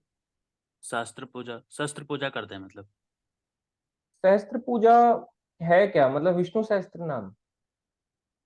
हो सकता है कि जो राम के शास्त्र की पूजा करते होंगे, या फिर ऐसे कुछ। शस्त्र पूजा हाँ, शस्त्र पूजा, जी जी। वो लोग करते हैं, पर इतना देखो, कलयुग की सबसे बड़ी पूजा है हरे कृष्ण महामंत्र करना, बाकी कर लो, उससे होगा क्या? आप शस्त्र को ठीक है। रख के कर लो, अगले दिन उसको उठा के कहीं फेंक दो, क्या फायदा, आपने क्या पूजा करी शस्त्र की? जी जी जी जी। जी, धन्यवाद प्रभु जी, यही क्वेश्चन था मेरा प्रभु जी। हरे कृष्णा प्रभु जी। स्नेहा शर्मा माता जी वीडियो ऑन करके पूछें। ह- हरे कृष्ण प्रभु जी। हाँ जी माता जी। प्रभु जी, मेरी आवाज आ रही है? हाँ जी माता जी, वीडियो ऑन करके पूछें ताकि भक्त भी प्रभु दर्शन जी, करें। वीडियो तो ऑन नहीं हो पाएगी। प्रभु जी, पहले तो मैं आपको थैंक यू बोलना चाहूंगी इस सेशन के लिए। और मेरा प्रश्न ये है थैंक यू। कि ये चतुर्युग क्या होता है? चतुर्युग, सतयुग, त्रेता, द्वापर, कलयुग। और प्रभु जी, जब मतलब कि रावण ने सीता माता का हरण किया था, तो उस वक्त उनको ऐसे हेल्पलेस दिखाया था, बट लक्ष्मी माता को इतना पावरफुल बना बताया जाता है, तो ऐसे क्यों दिखाया गया है? मानव लीलाएं कर रहे हैं ना, मारने को तो 2 मिनट में मार दे, नंदी कह रहे हैं मैं ही मार दूं तुमको, मगर मानव लीलाएं फिर होगी नहीं ना, भगवान की लीलाएं रुक जाएगी। और वैसे भी कोई राम की भगवान की लीलाओं में भी अगर अपने प्राण त्याग रहे हैं तो वो साधारण व्यक्ति तो नहीं होगा, अगर भगवान अच्छा। का भक्त भी है तो। और प्रभु जी, एक और प्रश्न था। अगर हनुमान जी को बोलते हैं कि वो इनकारनेशन है शिव जी के और पुत्र है इंद्र के, इसमें सही क्या है? नहीं, पवन पुत्र कहलाते हैं, इंद्र पुत्र तो नहीं कहलाते, पवन पुत्र कहलाते हैं। हाँ, और वो भी ठीक है। पवन पुत्र। हाँ, शिव जी के एक अंश अवतार हैं, वो कहलाते हैं शंकर सुवन केसरी नंदन। शिव जी के अंश अवतार भी कहलाते हैं और उनके पुत्र भी हैं, जैसे कृष्ण है स्वयं भगवान भी हैं, मगर पुत्र रूप में भी आते हैं। ओके प्रभु जी। थैंक यू प्रभु जी। हरे कृष्ण। थैंक यू माता जी। नेक्स्ट है यश माने प्रभु जी। हरे कृष्णा प्रभु जी। तो मेरे दो क्वेश्चन है कि आज हमने राम जी के बारे में ज्यादा जाना नहीं, रावण के बारे में ही ज्यादा जाना, तो ऐसा क्यों? हाँ, तो ऐसा इसलिए है क्योंकि राम के बारे में तो आपको पता ही है ना। जब आप बुरा हाँ। जानोगे तो पता चलेगा ना कि रावण सच में बुरा था। हम्म। राम की यही चल हिस्ट्री रहा है तो लोग क्योंकि आज जानते ही हैं रावण को अच्छा काफी बोल हद रहे हैं। तक। हाँ, मैं यही बताना चाह रहा था, मेनली राम को लोग राम के बारे में तो लोग पता ही है, मगर रावण हम्म। को भी लोग उतना ही अच्छा मानते हैं। तो जब गलत पता चल जाएगा तो एक साइड तो क्लियरिटी होगी कि चलो ये चीज सही थी। मेरे भी स्कूल में प्रभु जी लेक्चर ने प्रोफेसर ने बोला था रावण का ऐसा ऐसा वो अच्छा है, उसने सीता मैया को हाथ भी नहीं लगाया। तो फिर मैंने उनको 20 मिनट का रिकॉर्डिंग भेजा व्हाट्सएप में, आपने जो जो बताया ना वो सब बताया, उन्होंने बस मुझे ऐसा थंब भेजा, फिर उसमें कोई बोले ही नहीं बाद में उसको। पता नहीं, उन्होंने देखा भी नहीं देखा। और प्रभु जी एक और क्वेश्चन है कि ये कांड जो आते हैं सुंदर कांड वगैरह, ये तो रामचरितमानस के है ना? हाँ, ये रामचरितमानस से ही गाया तो फिर जाता है। ये वाल्मीकि रामायण में क्यों दिया? इसमें भी वही दिया है और उसके अनुसार वहां पे नहीं इंडेक्स नहीं, लगाया। कांड तो उसमें दिए जाते हैं, 7 कांड होते हैं। बाल कांड, अयोध्या कांड, अरण्य कांड, उसके बाद हम्म। किष्किंधा कांड, उसके बाद सुंदर कांड, युद्ध कांड, फिर उत्तर कांड। तो 7 हम्म। कांड है ये। भगवान राम का चरित्र है। रामायण का मतलब है ये है भगवान राम का चरित्र। राम लेकिन ये आए। रामचरितमानस से है, तो फिर इसे वाल्मीकि नहीं, रामायण में राम क्यों दिया? वाल्मीकि रामायण में ही है। वाल्मीकि रामायण तो पहले ही लिख दी गई थी, 7 कांड उसी में ही थे। अच्छा। हाँ जी। ठीक है प्रभु जी, हरे कृष्ण। हरे कृष्णा प्रभु जी, थैंक यू। अब हम लेते हैं कुछ यहाँ पे क्वेश्चन। थैंक यू जिनको भजन अच्छा लगा। और है, आप सबको भी विजयदशमी की शुभकामनाएं जो लिख रहे हैं। आर्य प्रभु जी लिख रहे हैं जैसे एक आदि पुरुष मूवी ने रामायण की इमेज को खराब किया। यस, ऐसी बहुत खराब खराब मूवीज आ रही हैं जो बिल्कुल मतलब सही मायने में बहुत गंदी हैं, देखने ही नहीं चाहिए। और हम लेते हैं कुछ और क्वेश्चंस। रामायण के इतने वर्जन्स क्यों? क्या रामायण पूरी दुनिया में हो रहा था? रामायण जो है सभी मुनियों ने नाना भांति मुनि संग गाए, तो अलग अलग मुनियों ने अपने अनुसार इसे गाया है। अलग अलग कल्पों की, ब्रह्मा जी के अलग अलग कल्पों की लीलाएं हैं, तो इसलिए रामचरित्र जो है कभी स्टॉप नहीं होता। क्या रामायण पूरी दुनिया में हो रहा था? नहीं, यहीं पे हुआ है मेनली। पर फिर भी आप देखेंगे 100 करोड़ प्रकार की रामायण है जो सही है। रीटा में प्रभु जी कह रहे हैं कोई भी पूजा से पहले घाट घाट की पूजा करते हैं। ये पता नहीं प्रभु जी, ये तो मुझे समझ नहीं आया। आगे अरुणांशु प्रभु जी, मुनि महर्षि, आप अपने क्वेश्चन ही पूछ लें। काफी सारे आपने हैंड रेज किया हुआ है, पूछ लें एक बारी सारे, वीडियो ऑन करके।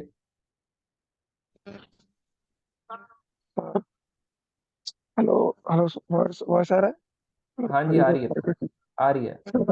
जैसे कि सर हम लोग ऐसे बोलना तो नहीं चाहिए कि हम लोग जो अपना रावण का बात किया कि रावण बहुत लस्टी था, पास्ट में हम भी बहुत वैसे ही थे। हमने इनडायरेक्टली बहुत चीजों का गलत इस्तेमाल किया। समझ पा रहे हैं मैं क्या किया? हम ज्यादा कुछ बोलूंगा नहीं। तो सर मैं बोला था कि अभी भी जो है ना वो सब चीज मेरे को याद आता है, और मतलब बहुत गिल्ट लगता है कि हम लोग ने जो है ना वो सब हम लोग उस चीज को ठीक कर सकते, लेकिन हमने किया नहीं। टेम्पटेशन हो गया, किए हम लोग। अभी तो फिर भी थोड़ा बहुत ठीक हुआ है, यानी सर वो लोग डर पैदा रहता है कि फिर से फिसल जाएंगे, फिर खराब हो जाएगा। और कहीं ना कहीं फिर हम हमारा नेचर बोलता है कि तू नहीं जीत पाएगा मेरे से, तो वो बोलता है ना। तो क्या किया जाए? क्या मैं रहूंगा इस फील्ड में, या फिर ये बस मतलब कि हमारा नेचर क्या है हम लोग। मैं क्योंकि मैं चैप्टर 16 में एक बार गलती से पढ़ दिया था, लेकिन ये पढ़ना चाहिए था। तो चैप्टर 16 में जब मैं पढ़ा था उस टाइम पे नहीं, पढ़ना ही मतलब चाहिए मैं था, हाँ। नहीं पढ़ दिया था, तो मैंने देखा कि मेरे अंदर बहुत सारा डिवाइन क्वालिटीज है। डिवाइन क्वालिटीज तो बहुत कम है, लिटरली फियरलेसनेस भी कुछ चीजों को देख के चला जाता है। तो मेरे अंदर सिर्फ बहुत कम डिवाइन क्वालिटीज है शायद। एक ही डिवाइन क्वालिटी शायद है कि मतलब उतना वैसे बोलना तो नहीं चाहिए वैसे। डिवाइन क्वालिटी शायद नहीं है, डिमोनिक क्वालिटीज ही ज्यादा है। तो क्या मैं क्या देखिए सर, जैसे राक्षस, जैसे हमने कहा राक्षस अक्सर बुरे ही होते हैं, डेफिनेटली मैं एडवोकेट नहीं करने वाला इविल को। लेकिन कुछ लोग तो अच्छे भी हुए हैं जैसे प्रहलाद महाराज, कुछ लोग अच्छे भी हुए जैसे बली महाराज।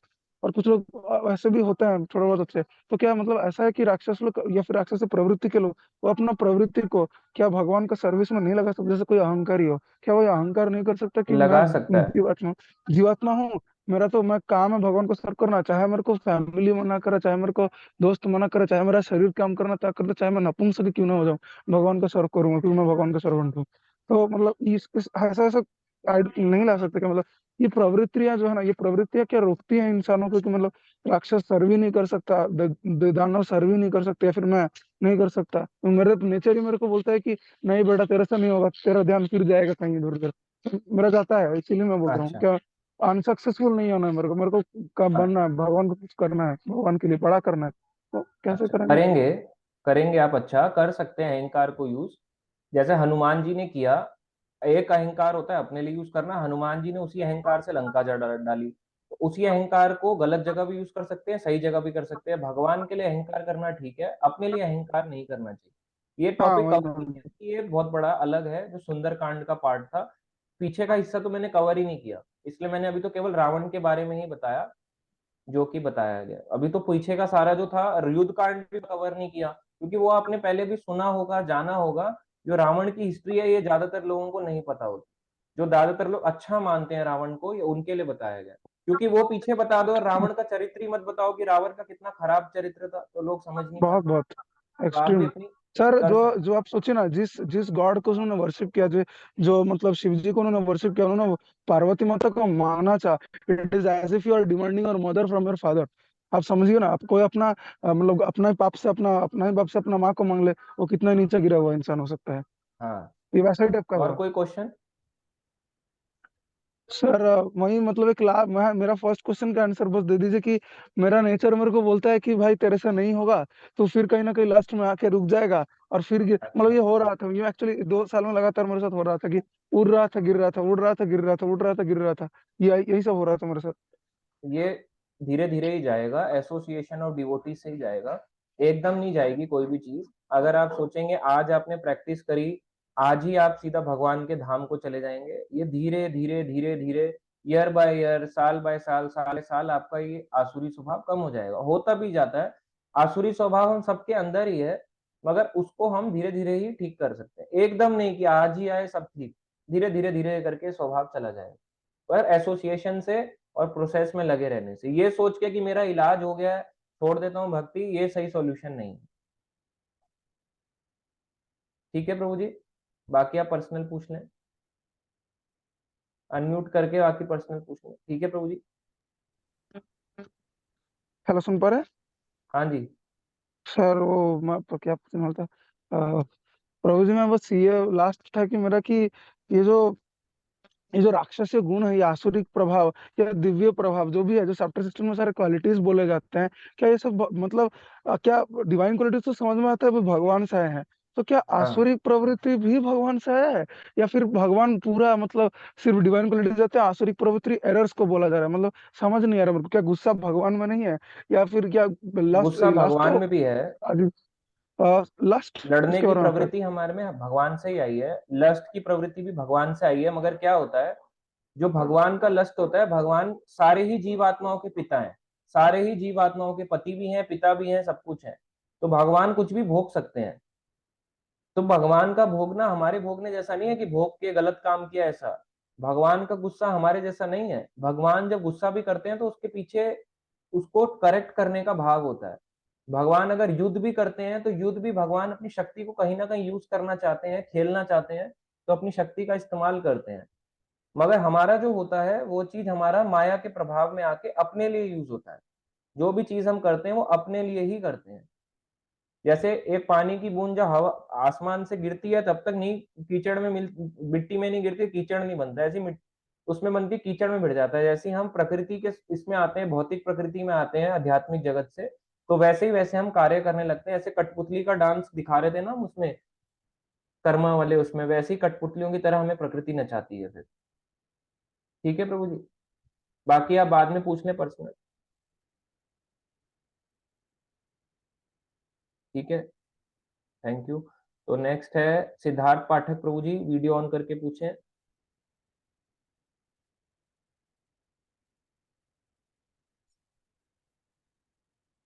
प्रभु जी वीडियो ऑन करूंगा तो मेरा नेटवर्क अटक सकता है, मैं थोड़ा अच्छा बाहर बताएं हूँ। फिर, बताएं। प्रभु जी ये पूछ रहा था कि जैसे हमने शुरू में बहुत सारे अपने भगवानों के लीला में सुना है कि जैसे नरसिंह भगवान ने हिरण्यकश्यप को मारा था, तो उन्होंने प्रहलाद जी से बोला था कि वो तुमसे पहले मेरे धाम पहुंच गए हैं। तो जैसे रावण को राम जी ने मारा था, लेकिन वो तो बहुत बड़ा रेपिस्ट और पापी था, तो वो भी भगवान के धाम गया होगा या फिर वो कहाँ गया? नहीं नहीं, वो धाम तो नहीं गए। जो उनको भी राम मारते हैं तो वो सारे जाते हैं। वैसे राम, ये बताया जाता है, जय विजय थे। इनका अगला फिर जन्म होता है शिशुपाल और दंतवक्र के रूप में। और वैसे अगर अलग अलग कल्पों में हर बार तो जय विजय नहीं आते, तो अगर इनको मारा भी जाता है तो जिनको कृष्ण मारते हैं उनको वैकुंठ मिलता है, जिनको राम मारते हैं वो लोग स्वर्ग या अदर हायर प्लैनेट्स में जाते हैं, या फिर ब्रह्म ज्योति तक जाते हैं। मगर ब्रह्म ज्योति तक जाने के बाद भी फॉल डाउन होता ही होता है।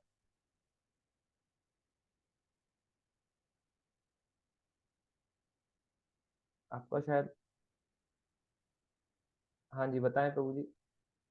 तो प्रभु जी जैसे कृष्ण ने जिनको ही मारा था अपने टाइम पे, मतलब जब कृष्ण जी वो द्वापर युग सब में यहाँ वैकुंठ पर, पहुंच गए। अच्छा वो सब वैकुंठ गए थे। हाँ ओके, तो फिर राम जी ने जिनको मारा था, बोलते हैं कि ब्रह्मलोक तक जो भी जीवित है उसको वापस फॉल डाउन होना पड़ता है हाँ, पृथ्वी वो पे तो इस फॉल मृत्यु डाउन हो गए। लगकर। हाँ, वो बस ऊपर के लोकों में पहुंच जाते हैं, फॉल डाउन उनका होता रहेगा। पर ये है कि उन्हें भी ऊपर की लोकों में अच्छी योनि मिल जाती है। कहने का मतलब ये, थोड़ा प्रमोशन हो जाता है। भगवान के धाम तो नहीं जाते पर प्रमोशन मिल जाता है। ठीक है प्रभु जी, समझ गया। ठीक है। यश माने प्रभु जी, लास्ट क्वेश्चन। प्रभु जी, हम आज दशहरे के दिन ये पत्ता बांटते हैं सभी को, हम इसको सोना बोलते हैं। तो आप हिंदी में क्या बोलते हैं उसे? पता नहीं प्रभु जी, ये पता कौन सा है। हम इसे सोना, मतलब खुशी में आज प्रभु श्री राम की विजयदशमी पे हम इसे सोने के तौर पे बांटते हैं। पहले सोना बांटते थे, तो सोना पॉसिबल नहीं होता, इसलिए हम ये पत्ता बांटते हैं सभी को। ठीक है, बांट सकते हो, कुछ खराबी तो है नहीं। पत्ता ही है, फ्रूट्स और पत्ता दे दो। ठीक है प्रभु जी, हरे कृष्णा। और ये डिजिटली थैंक मैं आपको भी दे रहा हूँ। दशहरे के हार्दिक शुभकामनाएं आपको। थैंक यू, आपको भी हार्दिक शुभकामनाएं। हरे थैंक यू कृष्णा प्रभु प्रभु। जी। योगेश्वर रामानुज प्रभु जी कह रहे हैं, मेरे पड़ोसी कह रहे थे कि पूजा करना केवल अपने मन की संतुष्टि के लिए है। वैसे इसका कोई फायदा नहीं है, ये सब फालतू की चीजें हैं। और जितने भी मंदिर हैं वो सब नकली हैं, और हमारे मन में असली मंदिर है, उसका मन है। यहाँ तक कि इस्कॉन को भी नकली, वो खुद ही आदमी नकली है, तो उसको क्या बताना। ऐसे लोगों को मैं क्या कहूँ जो कि वास्तव में नास्तिक हैं। आप उनको 16वां अध्याय का ये पढ़वाओ, 15 नंबर, 13, 14, 15, 16 नंबर श्लोक उनको पढ़ाओ। नहीं मानते तो बोलो आप ही पागल हो, आप ही नास्तिक हो। ठीक है। तो अर्नब शर्मा प्रभु जी, फ्यूचर के पैसे के लिए जोड़ना गलत क्यों है? जोड़ना गलत नहीं है, LIC कराना, इंश्योरेंस करना वो गलत नहीं है। मगर इतना जोड़ना कि जो जरूरत से ज्यादा रिक्वायर्ड ही नहीं है, इतना क्यों जोड़ना? तो आसुरिक स्वभाव है कि केवल जोड़ना और सेवा ना करना। भगवान की आसुरिक स्वभाव में आता है कि मैं सेवा नहीं करूंगा। अपनी इनकम से, अपने कमाए हुए धन से आपका धन कभी शुद्ध नहीं हो सकता। भक्त अगर आपसे कोई धन मांग रहा है, आपको भगवान की सेवा में लगाना चाह रहा है। अगर कोई नहीं लगना चाहता, तन से करे। तन से नहीं कर सकता तो मन से करे, कहीं ना कहीं सेवा करे, अपना टाइम दे, समय दे। अब कई भक्तों को मैं बोलता हूँ अपना वीडियो ऑन करके सुनो। आप प्रचार करने के लिए आप खुद ही अगर अपने आप वीडियो ऑन करके बैठे हुए रहोगे तो आप प्रचार ही नहीं कर सकते। हर किसी को प्रचार में अपने वीडियो ऑन करना चाहिए। अगर मैं ऑफलाइन क्लास लेता तब आप नहीं आते क्या? तब भी तो आते ना। तब भी तो आप आते ही अपना समय देके। तो यहाँ और कितना ही घंटा हुआ है, मैं केवल 2 घंटा ही तो हुआ है। लोग कहते हैं आप बहुत लंबी क्लास लेते हो। अरे हर कोई लंबी लेता है। आप द्वारका जाओगे ना, 2.5-3 घंटे तो आपके वहां लगेंगे। मैं तो फिर भी बहुत शॉर्ट में खत्म कर रहा हूँ। तो हम सबको लेना चाहिए। और ये, इसमें मेरा कोई पर्सनल बेनिफिट नहीं है। मैं भी तो बैठा हूँ यहाँ पे, मैं भी तो अपना समय दे रहा हूँ। अगर मैं किसी को समय दे रहा हूँ, कोई मुझे अपना समय नहीं दे रहा, ये यथा माम प्रपद्यन्ते तांस तथैव भजामि। हम जितनी प्रतिशत श्रद्धा में आओगे उतनी प्रतिशत कृपा मिलेगी। जिसकी श्रद्धा कम है वो, उसको कम कृपा, जिसकी हाई श्रद्धा है उसको हाई कृपा। उसको एकदम से सब आंसर आने लगेंगे, मैं बोलूंगा भी नहीं, अपने आप ही सब करने लगेगा, क्योंकि उसकी श्रद्धा ही इतनी हाई है। भक्ति हृदय का है ना। आप अपना मैं आपको अपना हृदय देने को दे रहा हूँ, आप अपना हृदय नहीं दे रहे। हृदय से हृदय भक्ति जाएगी नहीं। हमने अपना किसी को हृदय दिया है ना, जैसे अपना समय किसी को दिया, अपना टाइम दिया अपने आप को, तो भक्ति अपने आप ट्रांसफर हो जाती है। आप देना ही नहीं चाह रहे तो वैसे ही लाइटली चलता रहेगा। तो वैसे ही अपने फ्यूचर के लिए पैसे जोड़ना गलत नहीं है, मगर फ्यूचर के लिए ये सोचना कि मैं पैसा को अपने पास बचाए रखूंगा, कभी भगवान की सेवा में नहीं लगाऊंगा, ये चीज गलत है। ये चीज गलत है। कोई हमारा अपना पैसा नहीं लग रहा। अगर कोई व्यक्ति पैसा देता भी है, मंदिर बनता भी है, तो उसको ये ध्यान रखना चाहिए, अगर कल को मंदिर नहीं होगा तो जिस मंदिर के थ्रू वो ज्ञान ले रहा है वो मंदिर ही नहीं रहेगा, ये जूम ही नहीं रहेगा, तो वो उसको क्या ज्ञान मिलेगा। अल्टीमेटली बेनिफिट कहीं ना कहीं हमारा ही हो रहा होता है। जब ऐसी जगहों में दान दे सकते हैं लोग जहाँ पे केवल छोली पूड़ी हलवा का ही प्रसाद और यही सब चीजें सो कॉल्ड प्रसाद बट रहा है, जब यहाँ के लिए दान दे सकते हैं, तो जो जेन्युइन है भगवान है के लिए दान देना क्यों नहीं सकते, देना भी चाहिए। परिवार के लिए रक्षा करने के लिए वो कर सकते हैं, अच्छी चीज ही है। ठीक है अर्णव प्रभु जी, और कोई क्वेश्चन?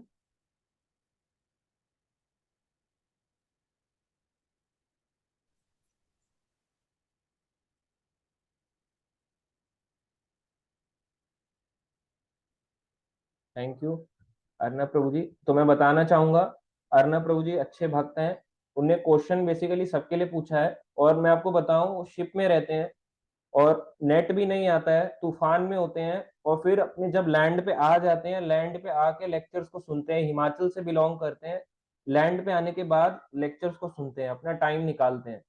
उनका कितना वैलिड रीजन है कि प्रभु जी तूफान आ रहा था, जब नेट ही नहीं है मैं कैसे करूंगा, जब एक डंडी भी नहीं आ रही है, पता ही नहीं, इतनी भयंकर भयंकर तूफान आ रहा है, आप शिप के अंदर कैसे करोगे। 6-7 महीने शिप में होने के बावजूद भी वो लैंड पे आके कथाओं को सुन रहे हैं यूट्यूब में। तो हम इन सबके लिए यूट्यूब रिकॉर्डिंग्स दे रहे हैं। जो इधर उधर घूम रहा है आज, अगर उसको लगता है कि कोई और चीज उसके लिए आज ज्यादा इंपॉर्टेंट है राम से, आपके लिए कोई देवी देवता इंपॉर्टेंट नहीं है, कोई भी दुर्गा पूजा ये सब चीजें, आप कुछ क्या मिलेगा आपको, आपकी मुरादें वो कभी पूरे करेंगी नहीं, मिल गई तो कपट कृपा मिलेगी, तो जाने का फायदा ही क्या है। व्यवहारिक इतना मत हो कि आपकी भक्ति आपसे छिन जाए। आपकी छुट्टी के दिन भी अगर आपकी भक्ति छिन रही है 2 घंटे के लिए, तो सोचो आप कैसे बढ़ोगे। Thank you Arunanshu Prabhu ji, thank you Anita Patra माता जी। निखिल यादव प्रभु जी, रामायण में राम जी ने धनुष तोड़ा था, उसका नाम और उसके बारे में थोड़ा एक्सप्लेन। प्रभु जी ये बाद में बताएंगे, डिटेल्ड है, शिव चाप जिसे कहते हैं, क्योंकि ये शिव चाप वाला बड़ा है थोड़ा स्टोरी, किस प्रकार से विवाह हुआ था। राजा बलि की बेटी की शादी किससे हुई थी प्रभु जी? प्रभु जी ये पूरा इनका वंशज बलि है, तो वो मैं आपको बता दूंगा व्हाट्सएप पे, इसकी रिकॉर्डिंग मिलेगी रिया माता जी।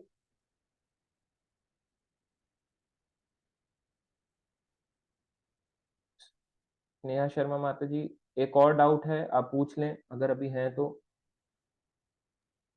हरे कृष्णा प्रभु जी, मेरा ये डाउट था कि जैसे कि लोग कहते हैं कि स्वर्ग में भोग होते हैं कंप्लीट, तो भोग वो वाले होते हैं जो मटेरियल डिजायर होते हैं कि कोई और से भोग होते हैं, जो इधर मतलब भोग उन्होंने चाहते थे वो होते हैं? अच्छा, मतलब स्वर्ग में जो भोग होता है वो किस चीज का भोग है? हाँ वही भोग, वहां पे सोमरस मिलेगा, वहां पे अच्छी मदिरा मिलेगी, शराब पीने को मिलेगी टेस्टी, और वहां पे अप्सराओं का डांस मिलेगा, लड़कियां डांस करेंगी, थोड़ा सा लड़कियों को लड़कों को लुभाने में आनंद आएगा। और वहां पे विमान मिलेंगे, जो यहाँ पे गाड़ी मिलती है और यहाँ पे ट्रैफिक में लगना पड़ता है वो नहीं मिलेंगी, उड़ने वाली गाड़ियां मिलेंगी, ऐसे ऐसे विमान मिलेंगे, जैसे रावण को पुष्पक विमान मिल गया था, इस प्रकार से चीजें मिलती हैं, फैसिलिटीज हाई प्रोफाइल होती है, मगर मृत्यु वहां भी होती है। और प्रभु जी जैसे लोग कहते हैं कि इनकी मृत्यु के बाद इनको धाम मिलेगा, जो बहुत बड़े भक्त होते हैं, वैकुंठ मिलेगा, तो वैकुंठ भगवान का होता है और मतलब उसमें हाँ, सारे देवी देवताओं का भी वो धाम होते हैं? नहीं वैकुंठ में भगवान ही रहते हैं और भगवान के सेवक रहते हैं, जैसे विष्णु रूप में, नारायण रूप में। राम का वैकुंठ से भी ऊपर आता है साकेत धाम, और साकेत धाम से ऊपर भी आता है जगन्नाथ जी का जगन्नाथपुरी धाम, उससे ऊपर द्वारकाधीश का द्वारकाधीश धाम। मतलब वैकुंठ 10 मंजिल की बिल्डिंग है, सबसे टॉप पे कृष्ण का गोलोक धाम, मथुरा धाम, द्वारका धाम, चौथे पे फिर इस तरह से जगन्नाथपुरी धाम, साकेत धाम। फिर वैकुंठ में भी बहुत सारे हैं, वराह वैकुंठ, नरसिंह वैकुंठ, वामन वैकुंठ, अलग अलग प्रकार के वैकुंठ के अपने अपने बहुत सारे लोक हैं, प्लैनेट्स हैं। ओके प्रभु जी, ये इतना ही था। Thank you. हरे कृष्णा। मगर सभी परमानेंट लोक हैं, जो वहां पहुंच जाता है वैकुंठ से भी फिर किसी का फॉल डाउन नहीं होता। थैंक यू ज्योति कश्यप माता जी। हाँ जी, लोगों को रावण के बारे में मालूम नहीं है, उसको अच्छा बताने में। लोग आज के दिन अच्छा बताते हैं।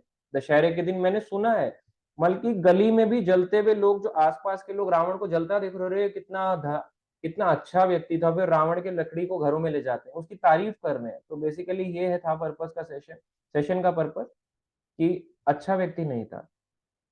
थैंक यू अनु माता जी, वो लिखती हैं सब कुछ न्यू था क्लास में, इसी से पहले कभी नहीं सुना था मैंने रावण के बारे में इतनी डिटेल में। थैंक यू माता जी। प्रभु जी, कनिका माता जी कह रही हैं किसी को समझो सही तो कहते हैं इनफर्ड है। हाँ, वो गलत बताते हैं, उल्टा सीधा मानते ही नहीं है। ज्योति पांडे माता जी कह रही है मैं इस क्लास की रिकॉर्डिंग सुनूंगी या नोट्स बनाऊंगी, फिर कोई डाउट आएगा तो क्वेश्चन पूछूंगी। अभी मुझे क्लास लीव करना पड़ रहा है बिकॉज कहीं जाना पड़ रहा है। थैंक यू माता जी, आपने तो पूरा अटेंड किया है। दीप कौशिक माता जी लिख रहे हैं प्रभु जी कहते हैं कि रामायण में उत्तरकांड बाद में ऐड किया गया है, ये बिल्कुल रॉन्ग है। तो वाल्मीकि रामायण मैं कहाँ से पढ़ रहा होता, ये बिल्कुल रॉन्ग है। अपने आप कैसे कोई और ऐड कर सकता है? प्रभु जी ब्लैक बोर्ड का यूज करना प्रभु जी। थैंक यू प्रीति पारिक माता जी, ब्लैक बोर्ड मुझे समझ नहीं आया। अर्नव शर्मा, थैंक यू प्रभु जी। अर्नव शर्मा प्रभु जी हमेशा जुड़े रहने के लिए थैंक यू। योगेश्वर रामानुज प्रभु जी, थैंक यू। बबीता माता जी, आज दशहरे के दिन हम ये कथा सुन पा रहे हैं, थैंक यू माता जी। सभी भक्तों को थैंक यू जिन्होंने ज्वाइन किया। तो अभी हम एंड करते हैं और चैंट करते हैं सभी मिलके। श्री हरे श्री कृष्ण। सीता हरे कृष्ण राम हरे राम राम राम हरे राम कृष्ण हरे हरे, हरे राम राम राम हरे हरे। राम विजय उत्सव की जय। लीला प्रभुपाद की जय। जय हरि हरि बोल। हरे